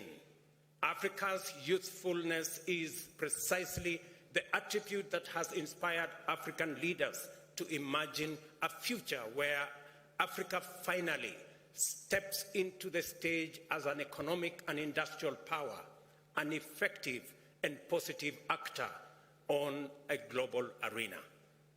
I am very proud because of this realization, and it has motivated Africa's leaders to create meaningful opportunities for young people to participate in, contribute to, and take charge of consequential endeavors in many sectors. These bold policy is already transforming the strategic landscape of climate action and is swiftly propelling our continent to a focal point of global sustainability agenda. On Sunday, at the Youth Summit, we saw for ourselves the immensity of the potential that we can unleash simply by facilitating positive youth action at all levels in every sector. Potential and opportunity are both futuristic propositions. The African Climate Summit has been designed to enable us locate our intense engagements and the most energized discourse in order to facilitate imaginative, problem-solving, and innovative interventions that are bold enough to meet the critical challenges of the present and future times. This is why potential, opportunity, the future, and youth are recurrent themes that underlie our interactions in this summit. We have convened here to consult, deliberate, and collaborate in imagining and designing the future of climate action globally and its implications for African aspirations to achieve shared prosperity within one generation. This summit is dedicated exclusively to the transformation of potential into opportunity, the conversion of ideas into actions, and the turning of plans into results. It is about creating a firm consensus, designing effective strategies, securing commitments, and forging transformative partnerships that will drive climate action in the direction and at the rate required to pull our continent and planet back from the brink of a climate disaster. The urgency of this moment is informed by the knowledge that climate change is the greatest challenge, not only to the well-being of humanity, but to every existence of life on Earth, and that only urgent and coordinated action on a global scale can stop the impending catastrophe by lowering greenhouse gas emissions and reducing their concentration in the atmosphere. This is an immense and formidable challenge, even at the best of times. However, the time we are in, and in which we must implement this urgent and daunting undertaking, is a complicated and difficult time for nations throughout the world. Regional conflict with geopolitical ramifications have compounded the disruptive impacts of the COVID-19 pandemic to throw global supply chains into disarray, slowing down economies, raising the cost of living, suppressing economic growth, and straining food systems to a breaking point. The complex interplay of these circumstances also combine with other localized vulnerabilities to drive adversity in many communities, placing intense pressure on governments to reconfigure resources, allocation, and other strategic interventions. In short, it would be understandable if African leaders prioritized other commitments and relegated climate action to an afterthought. This is why I proudly celebrate the courage and imagination with which the people of Africa and their leaders have converged with extraordinary focus and commitment on the climate agenda, not as an additional or peripheral concern for public policy, but as the foremost priority and the defining intervention in our collective journey to shared prosperity. As a result, patient consultation, thorough debate, determined collaboration, and bold confrontation of facts in issue, it has become clear to us at the Africa Union, under the aegis of the Committee of African Heads of State on Climate Change, that tackling climate change also produces the solutions for the complex, interconnected crisis that we face today. This is what this summit is designed to underscore. Collectively, we hold the power to transform the current continental and global trajectory. More critically, we all have an urgent responsibility to do so with a sense of collective purpose that matches the sense of urgency demonstrated by Africa's young people at the Youth Summit earlier this week. Although we are gathered here to explore the means by which we can unite in action for the greater good, we have taken full account of the fact that we are not all at the same place in terms of our experiences with climate change. All countries struggle to achieve socio-economic progress under various constraints. Due to a range of complex and interconnected historical, political, and economic factors, African countries struggle with unique, inordinate, and incredibly complex structural drawbacks in the quest to provide opportunities for their peoples to achieve prosperity. Nevertheless, we have all, in our different ways, succeeded in making progress over the years amid these extraordinary difficulties. The tragedy of climate change is that it is relentlessly eating away at this progress. And going by evidence based on scientific projections, its appetite to consume our GDP will grow in years to come. We are already losing between 5 and 15% of our GDP growth every year to the adverse impacts of climate change. At the same time, the cost of adaptation continues to rise along with the cost of living, while the cost of development capital for African countries remains prohibitive, as millions of our youth remain unemployed. Only rapid and inclusive transformation, powered by robust industrialization, can place us firmly on a path towards sustainable resolution of these challenges. A sound understanding of the nature and causes of climate change, coupled with our experience of its devastating effects, has provided us with a robust early warning system that the classical economic development progression precedent is not available for us as a pathway to this transformation.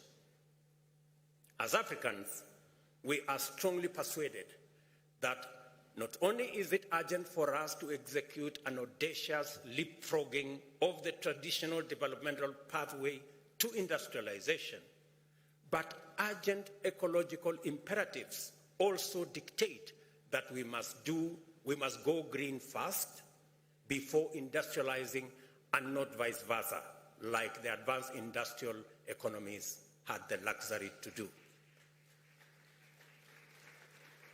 I emphasize this point to underscore the principle underlying Africa's position on climate action agenda and the foundation of our strategic, institutional, and policy direction. We have an unprecedented opportunity to abandon the well-trodden yet unsustainable path of the past and forge a new route that aligns economic inclusion and shared prosperity with climate commitment imperatives. Africa's low rate of greenhouse gas emissions must not relegate us to the margins and footnotes of the global climate agenda. Africa must step forward as the cornerstone around which effective climate solutions are built. Yesterday, I encouraged participants in this summit to disregard the grievance standpoint and instead consider climate action imperative through an opportunity lens. As soon as we do that, a nexus of feasible sequences begins to emerge in an unbroken continuum from potential to opportunity, and through investments and technological innovation into green manufacturing and industrialization, including shared prosperity. Our untapped renewable energy potential, together with the world's youngest population of skilled, motivated, and knowledgeable industrial men and women, along with Africa's abundant endowment of natural assets, from carbon sinks to arable land and mineral wealth, confer on us the indispensable fundamentals to swiftly become a cost-competitive industrial hub with ample capacity to decarbonize global manufacturing and green the economies of our continent, our neighborhoods, and the globe.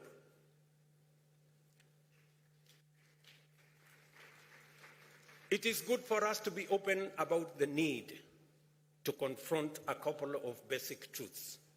First, it is demonstrably clear that none of the world's industrialized nations will be able to achieve their net zero goals within the time indicated by scientists to avert further warming.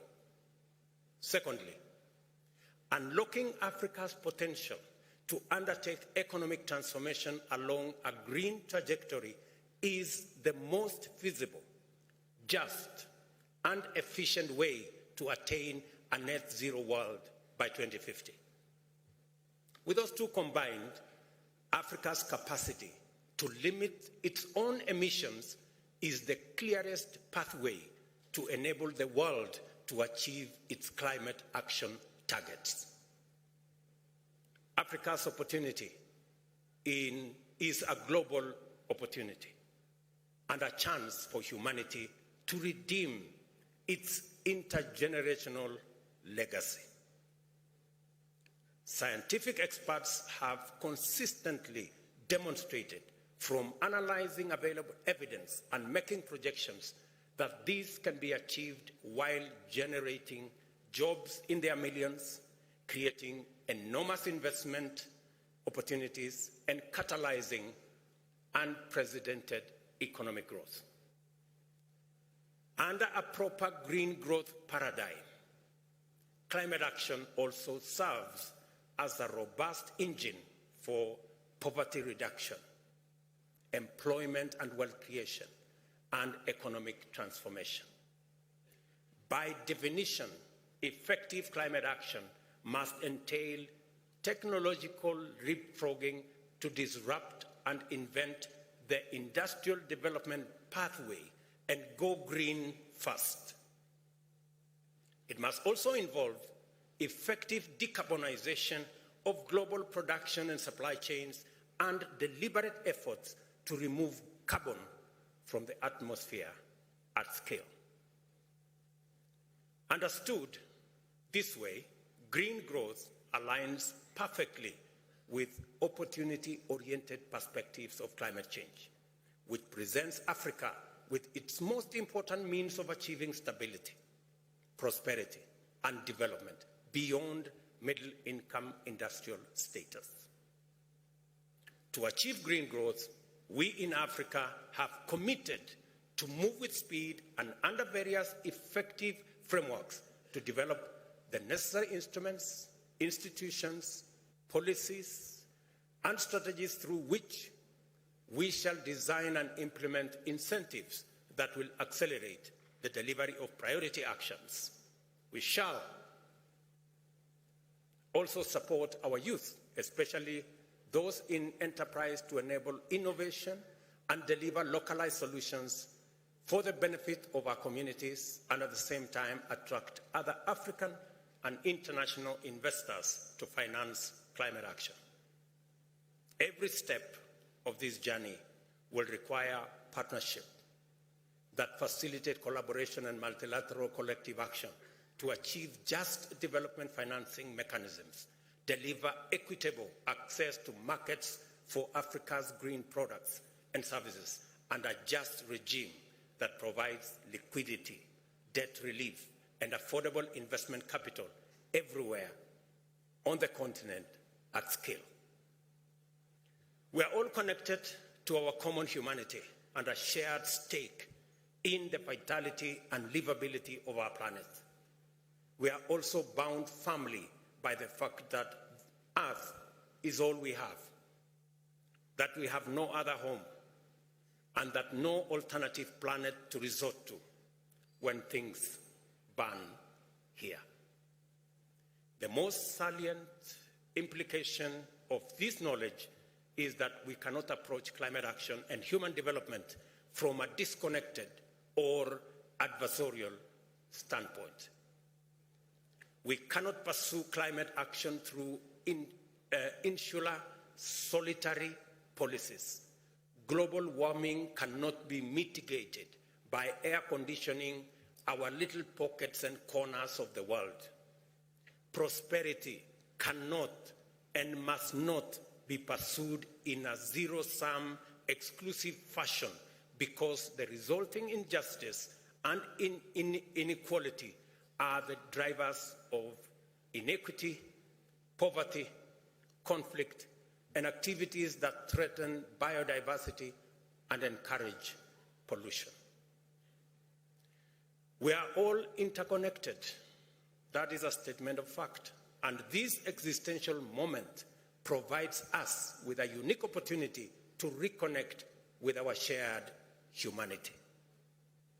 In this summit, you will have heard and will continue to learn more about the bold, transformative, innovative fruits of partnerships, cooperation, and collaboration that are already underway in various parts of Africa.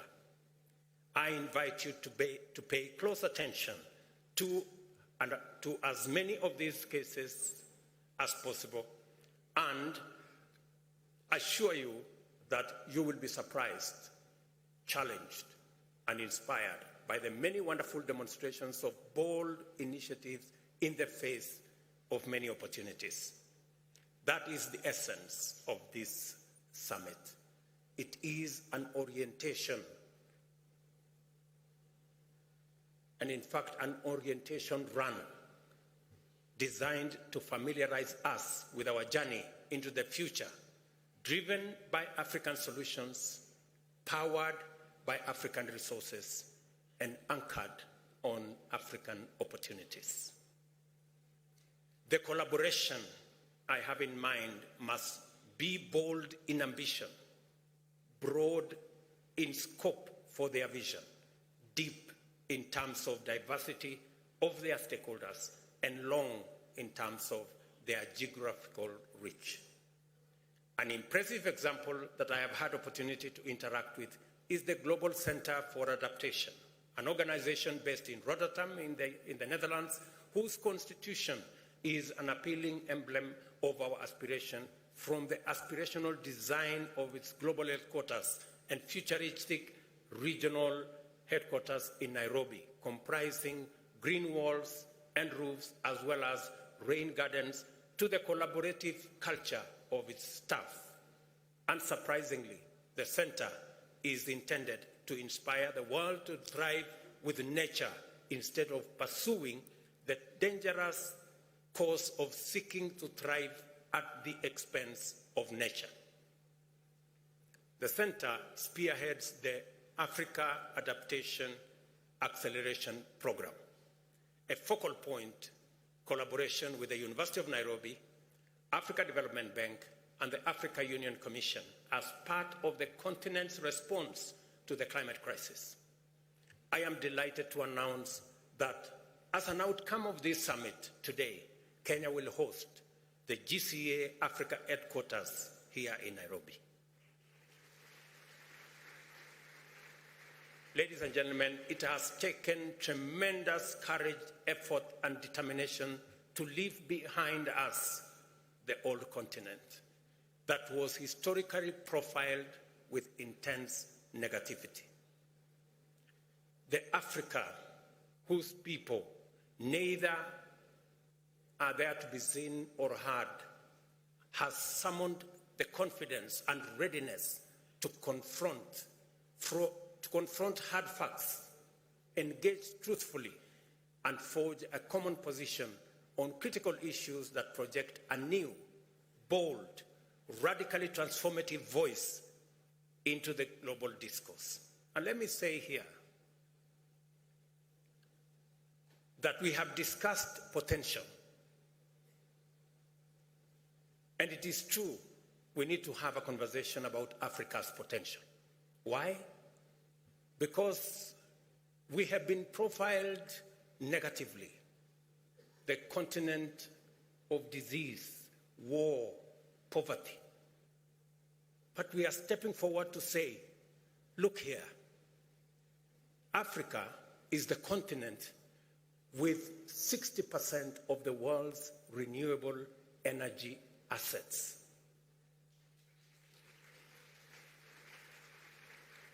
Whether you talk about wind, whether you talk about solar, geothermal, hydropower.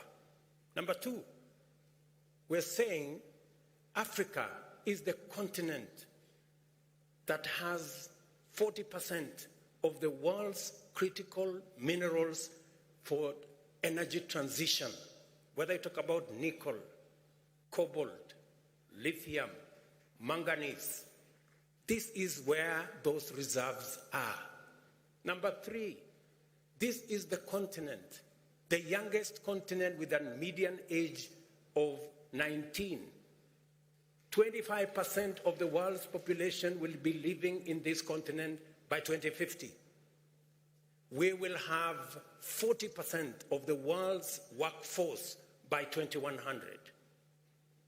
This is the continent number 4 that has 2/3 of the world's uncultivated arable land that can transform through smart agriculture into the store, the production store of the world. And number 5, this is the continent that is the lungs of the world. We have the largest natural carbon sequestration infrastructure. In fact, we dare say, if there was a company for collecting garbage globally, and I'm talking about carbon garbage, Africa would have the largest shares because we have the largest lungs. The only problem is that those who produce the garbage refuse to pay their bills and profile the company as broke when it is actually them who have refused to pay the bills. So that is our continent. It's a continent of tremendous potential. And that is why Chinua Achebe told us that until the lion learned the art of writing, all stories glorified the hunter. I think we have learned to write. I think we have learned the art of writing. And that is why we are going to write our own narrative. That is the continent that we belong to. Let me also say another thing, opportunity. Yes, this climate crisis, climate change, and the climate crisis that comes with it, yes, it is true, we contributed the least.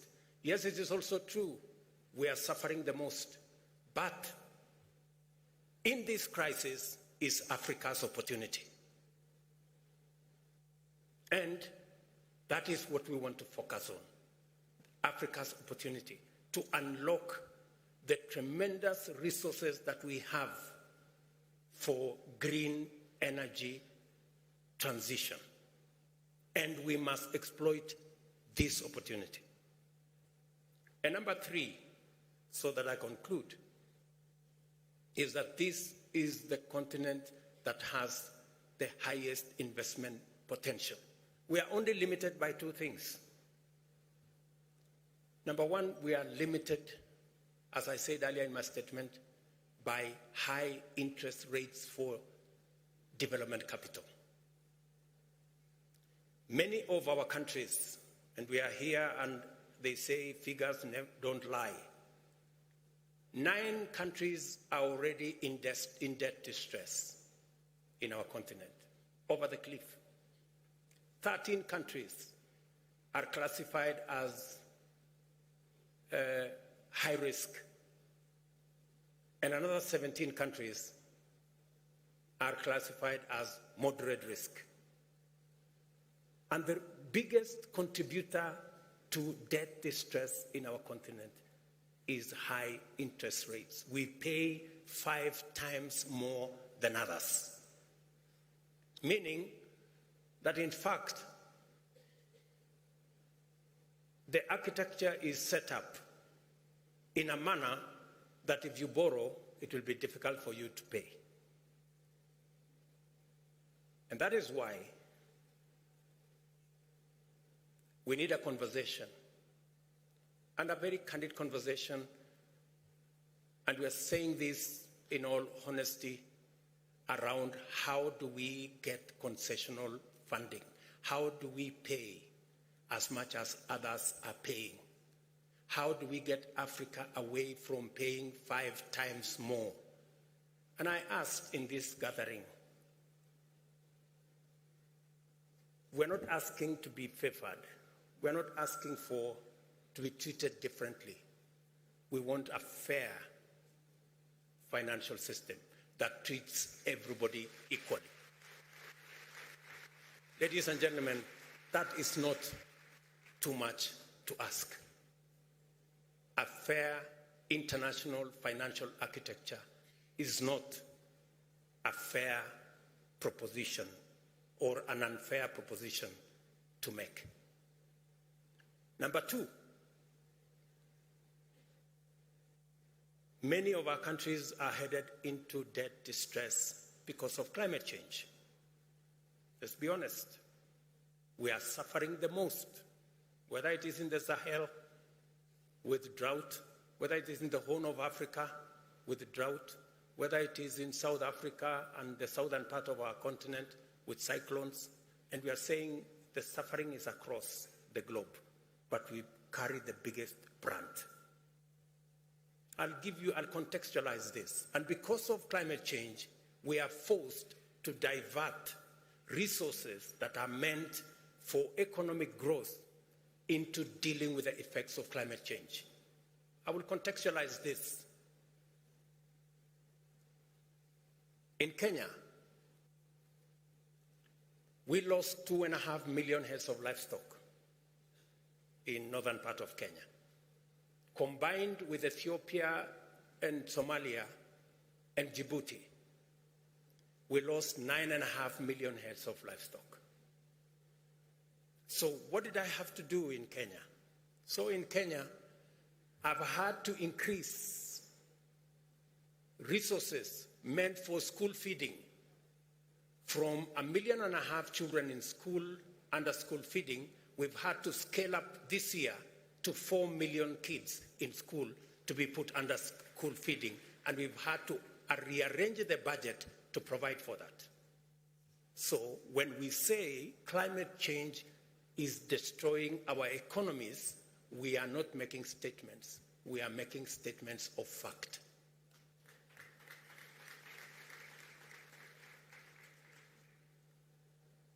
And that is what is driving many of our economies in that direction.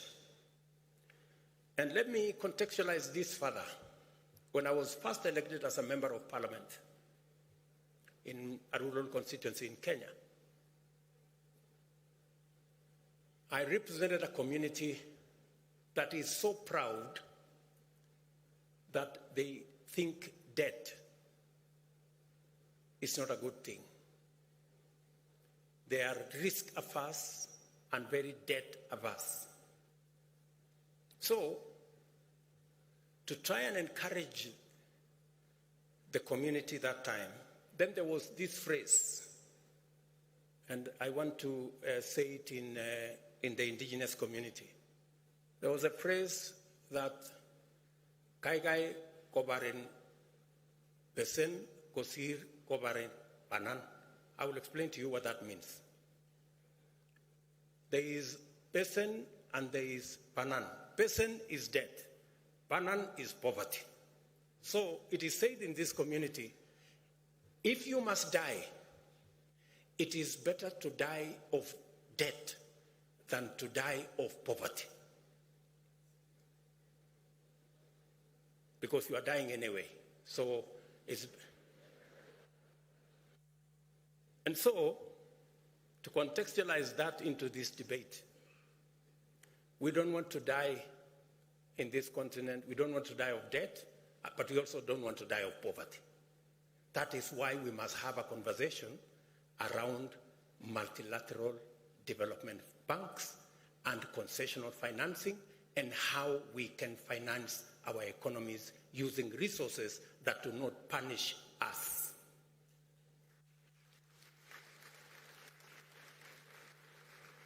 And when we make this proposition, we have tremendous respect for our multilateral development banks. They are doing their best. We have the best of respect for them. But we believe they can do better. We believe that there is an opportunity. We need to explore the SDR, Special Drawing Rights window. And this time round, we want to have that window when it's made available because it is possible. Let those who need the resources get, not those who don't. In the last experience, those who did not need the resources got more than those who needed the resources. We need to have a paradigm shift this time round. And number two, we believe that it is possible to expand concessional financing through leveraging on the balance sheets of these institutions. And finally, to be able to unlock the resources that we need to be able to drive these new investment and financing opportunities, especially for green energy. We believe it is time to have a conversation about carbon tax. I said we need to have a conversation about carbon tax. And I mean we need to have a conversation about carbon tax. Yes. We believe it is the only way, it is among the ways that we can raise additional and adequate resources for us to finance our development. And while we are thinking about financing, for us in Africa, three things are very important. As they say in Kenya, mambo ni matatu. Number one, speed. It takes inordinate to access any meaningful resources. Number two, it requires scale, because we've all agreed that enormous resources are required. And number three, affordability, so that we all pay the same. And that is why this event is both Africa's climate summit and a global pre-COP28 convention. Africa is meeting and Africans are talking. The world is listening. We must use this opportunity to lead the world in a new direction towards a future that holds immense promise for both Africa and the entire world. The many initiatives showcased at this summit testify to the courage of African enterprise and innovators to pursue breakthroughs, exploit opportunities, develop models, and take risks to make our tomorrow better than our today. When the global stocktake is released, there will be another opportunity to test our courage and resolve by asking each other hard questions in the spirit of fashioning the new way to achieve rapid improvements. We have therefore committed to conclude this summit with a declaration which will firmly encourage everyone to keep their promises, even in hard times, as a matter of justice, to hold each other to account, to collaborate, and to innovate. This African moment is a global moment.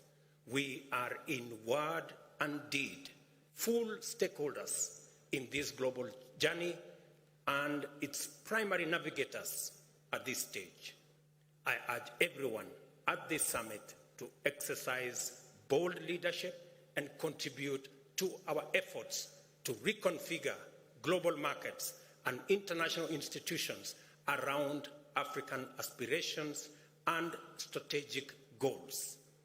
I call on each one of you to do their part so that the potential that lies in our continent can deliver opportunities for Africa's youth, communities, enterprises, and nations to actualize a future for all of us. It is a matter of long-standing African wisdom that if you want to go fast, go alone. But if you want to go far, go with others. We have a long way to go and no time to lose. In this moment of existential urgency of whole humanity, I dare say that we have our ancestors' permission to innovate a way not only to go fast, but also go together, provided we consult thoroughly, engage in good faith, collaborate effectively, and proceed inclusively.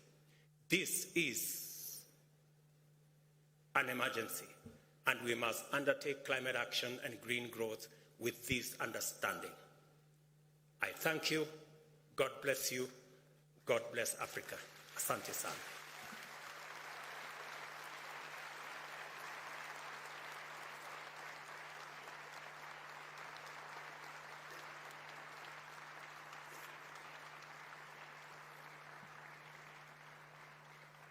Your Excellency, you have some tasks to perform, so please come back to the stage.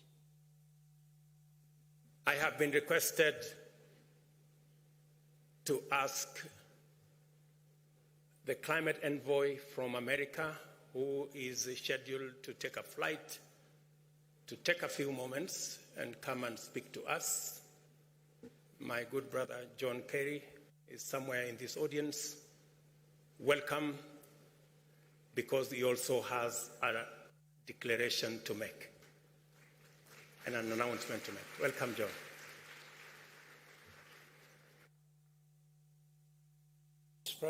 Mr. President, distinguished presidents, Your Excellencies, fellow ministers, colleagues, friends, ladies and gentlemen, I have a feeling that after that extraordinarily powerful presentation by President Ruto, nobody should say anything. We should just act.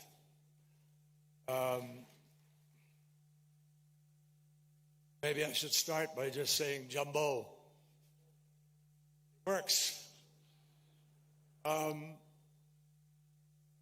President, thank you for convening everybody here. Over the years, I've been privileged, Mr. Secretary General, like you. We've been at many of these conferences, and the words come easily. The actions seem to have been more difficult over time. It's a great honor for me to be able to be here representing President Biden at this very important summit.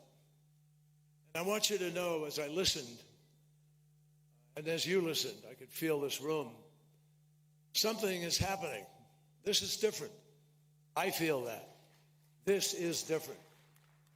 I think, Mr. President, I would just say to you, your leadership is palpable. We feel it. And what you have said today, there is such a clear path ahead for all of us. Africa is meeting. Africa is speaking. Africa is deciding. And nothing could make a greater difference, I think, on a global basis, given what you just heard from the President about the remarkable resources that are here in Africa, about the young people who are thirsty, hungry for a future. And so Africa and this moment offer an enormous opportunity. This problem that we are facing is human-made. It's about pollution. It's not very complicated. It doesn't take a rocket scientist or a mathematician or equation work to its end in order to understand what's happening. Humanity is threatened by humanity, by the decisions that we are unwilling, it seems, to make. So, at this moment, I believe it is clear that Africa presents some of the greatest opportunity in the world. To do what? To win this battle about how we heat our homes, drive our vehicles, light our factories and our homes. This is about fundamental production of energy. And if we will make the right choices about that, the future is different for everybody. That's what's so attractive and important about what President Ruto was saying. You want to have a cleaner life? You want to have a healthier life? Less cancer? Eliminate 8 million people dying every single year because of the lack of quality air that we breathe?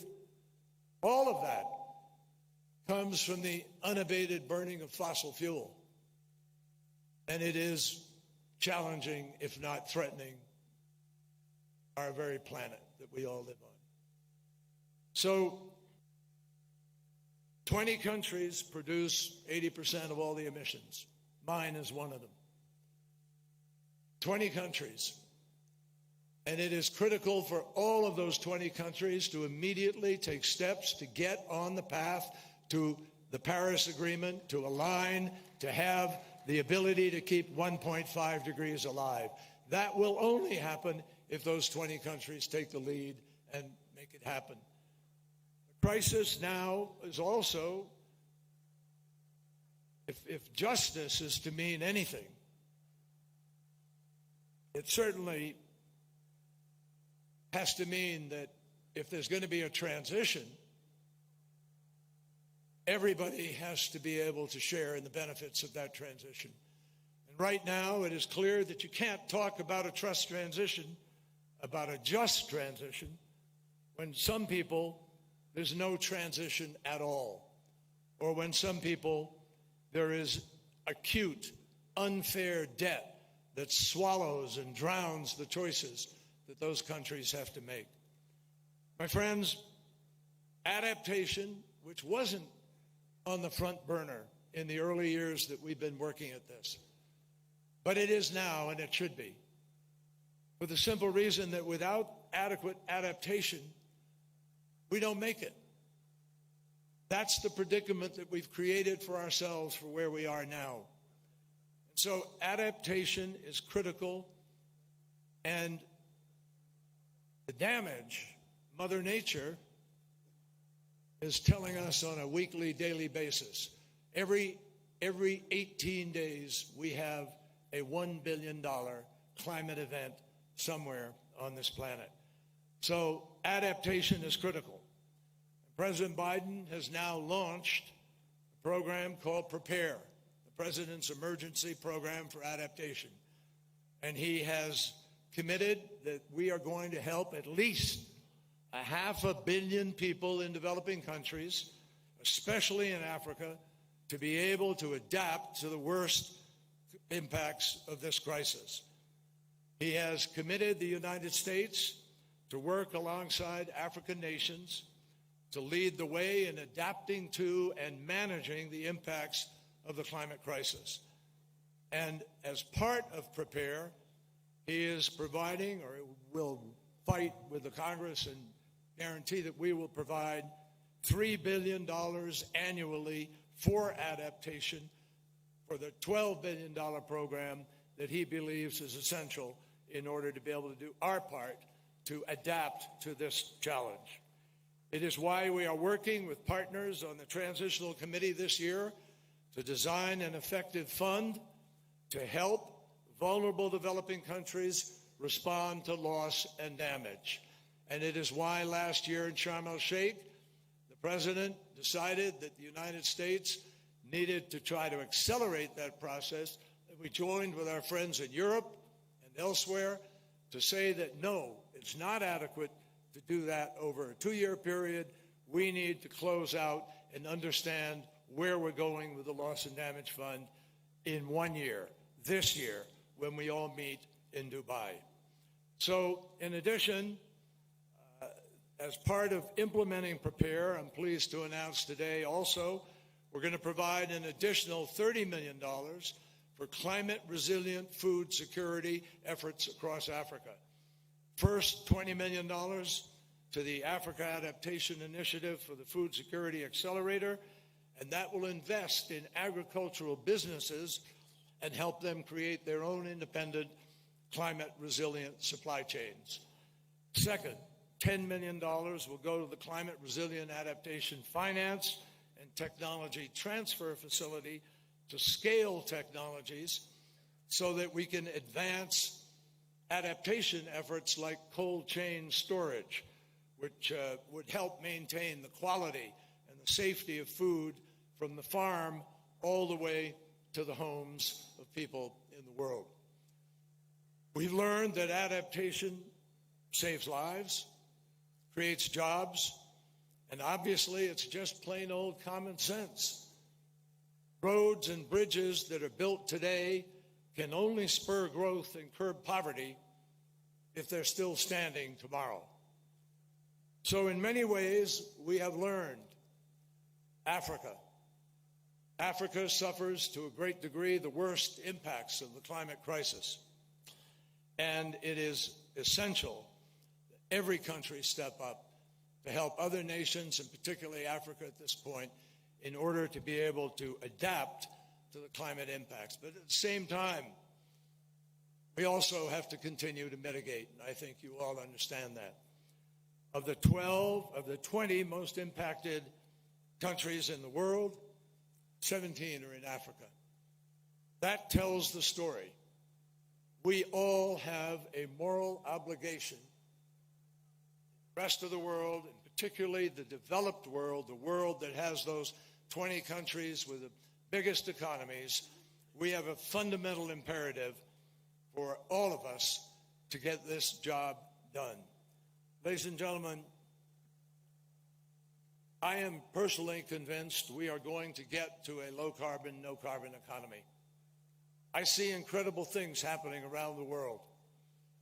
With the IRA in the U.S., we are breaking new ground on battery storage, on new technologies for wind turbines that will get 30, 40 megawatts of power from one turbine, new technologies for accelerating the transition with hydrogen and so forth, all of the things that President Ruto talked about. The vision that your president has put forward today is not just a vision for Africa, it's a vision for the world. And President Ruto is showing a path for everybody to follow, and I hope everybody will feel impacted by what he has said here. One of the great philosophers, I just close by sharing this with you, one of the great philosophers of the Enlightenment, when people decided that they would listen to science and not be browbeaten into somehow believing that everything was the sort of result of a vengeful God punishing people for their sins. But people decided and understood certain scientific facts make a difference. And they're real. And that has guided us for the centuries since then. Those pathfinders helped us to understand how to break ground and build a world in which we can have vaccines and deal with new technologies and go to the moon and so forth. We can win this battle. but we only win it if we make some fundamental decisions. Immanuel Kant, one of the great philosophers of that time, wrote, "Science is organized knowledge. Wisdom is organized life." Well, right now, if you look around you at the life we all lead all around this planet, science and the knowledge are unequivocal.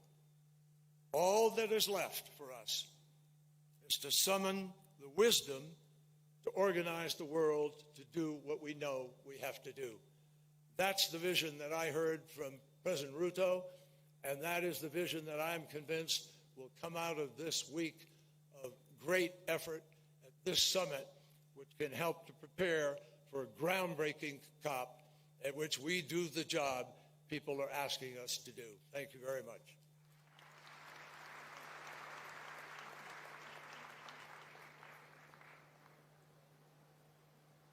Excellencies, we are moving on to a very important session where we will be listening to each and every one of you as you make your national statements.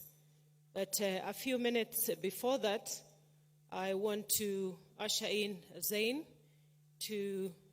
and Your Excellency President William Ruto to undertake a signing ceremony here, and then we move on to the national statements. Thank you, Excellencies.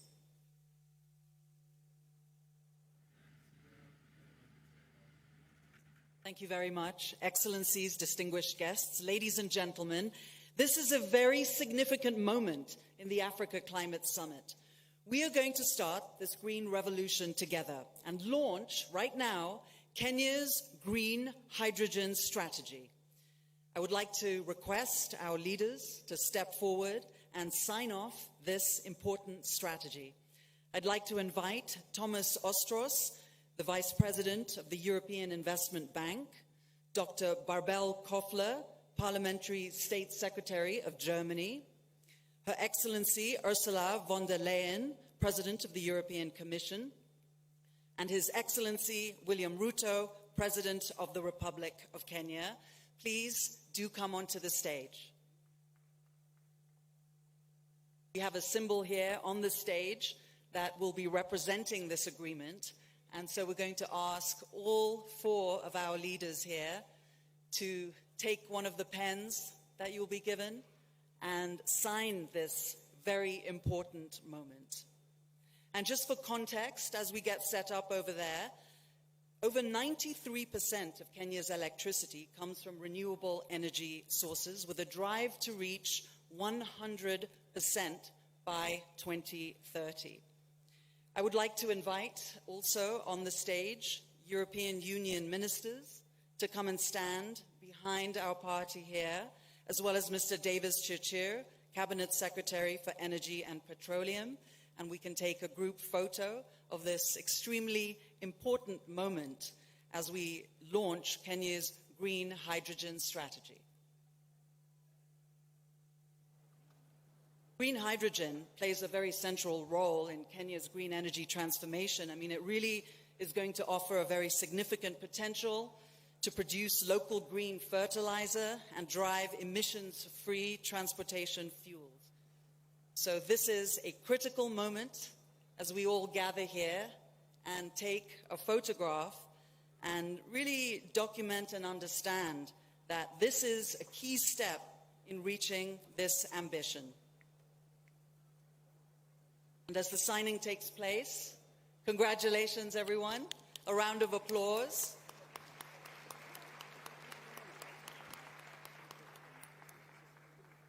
And this really does demonstrate how Kenya is prioritizing economic expansion and charting a course for the country to harness the potential of green hydrogen as a key driver of energy transition, promotion of environmental stewardship, as well as the generation of jobs.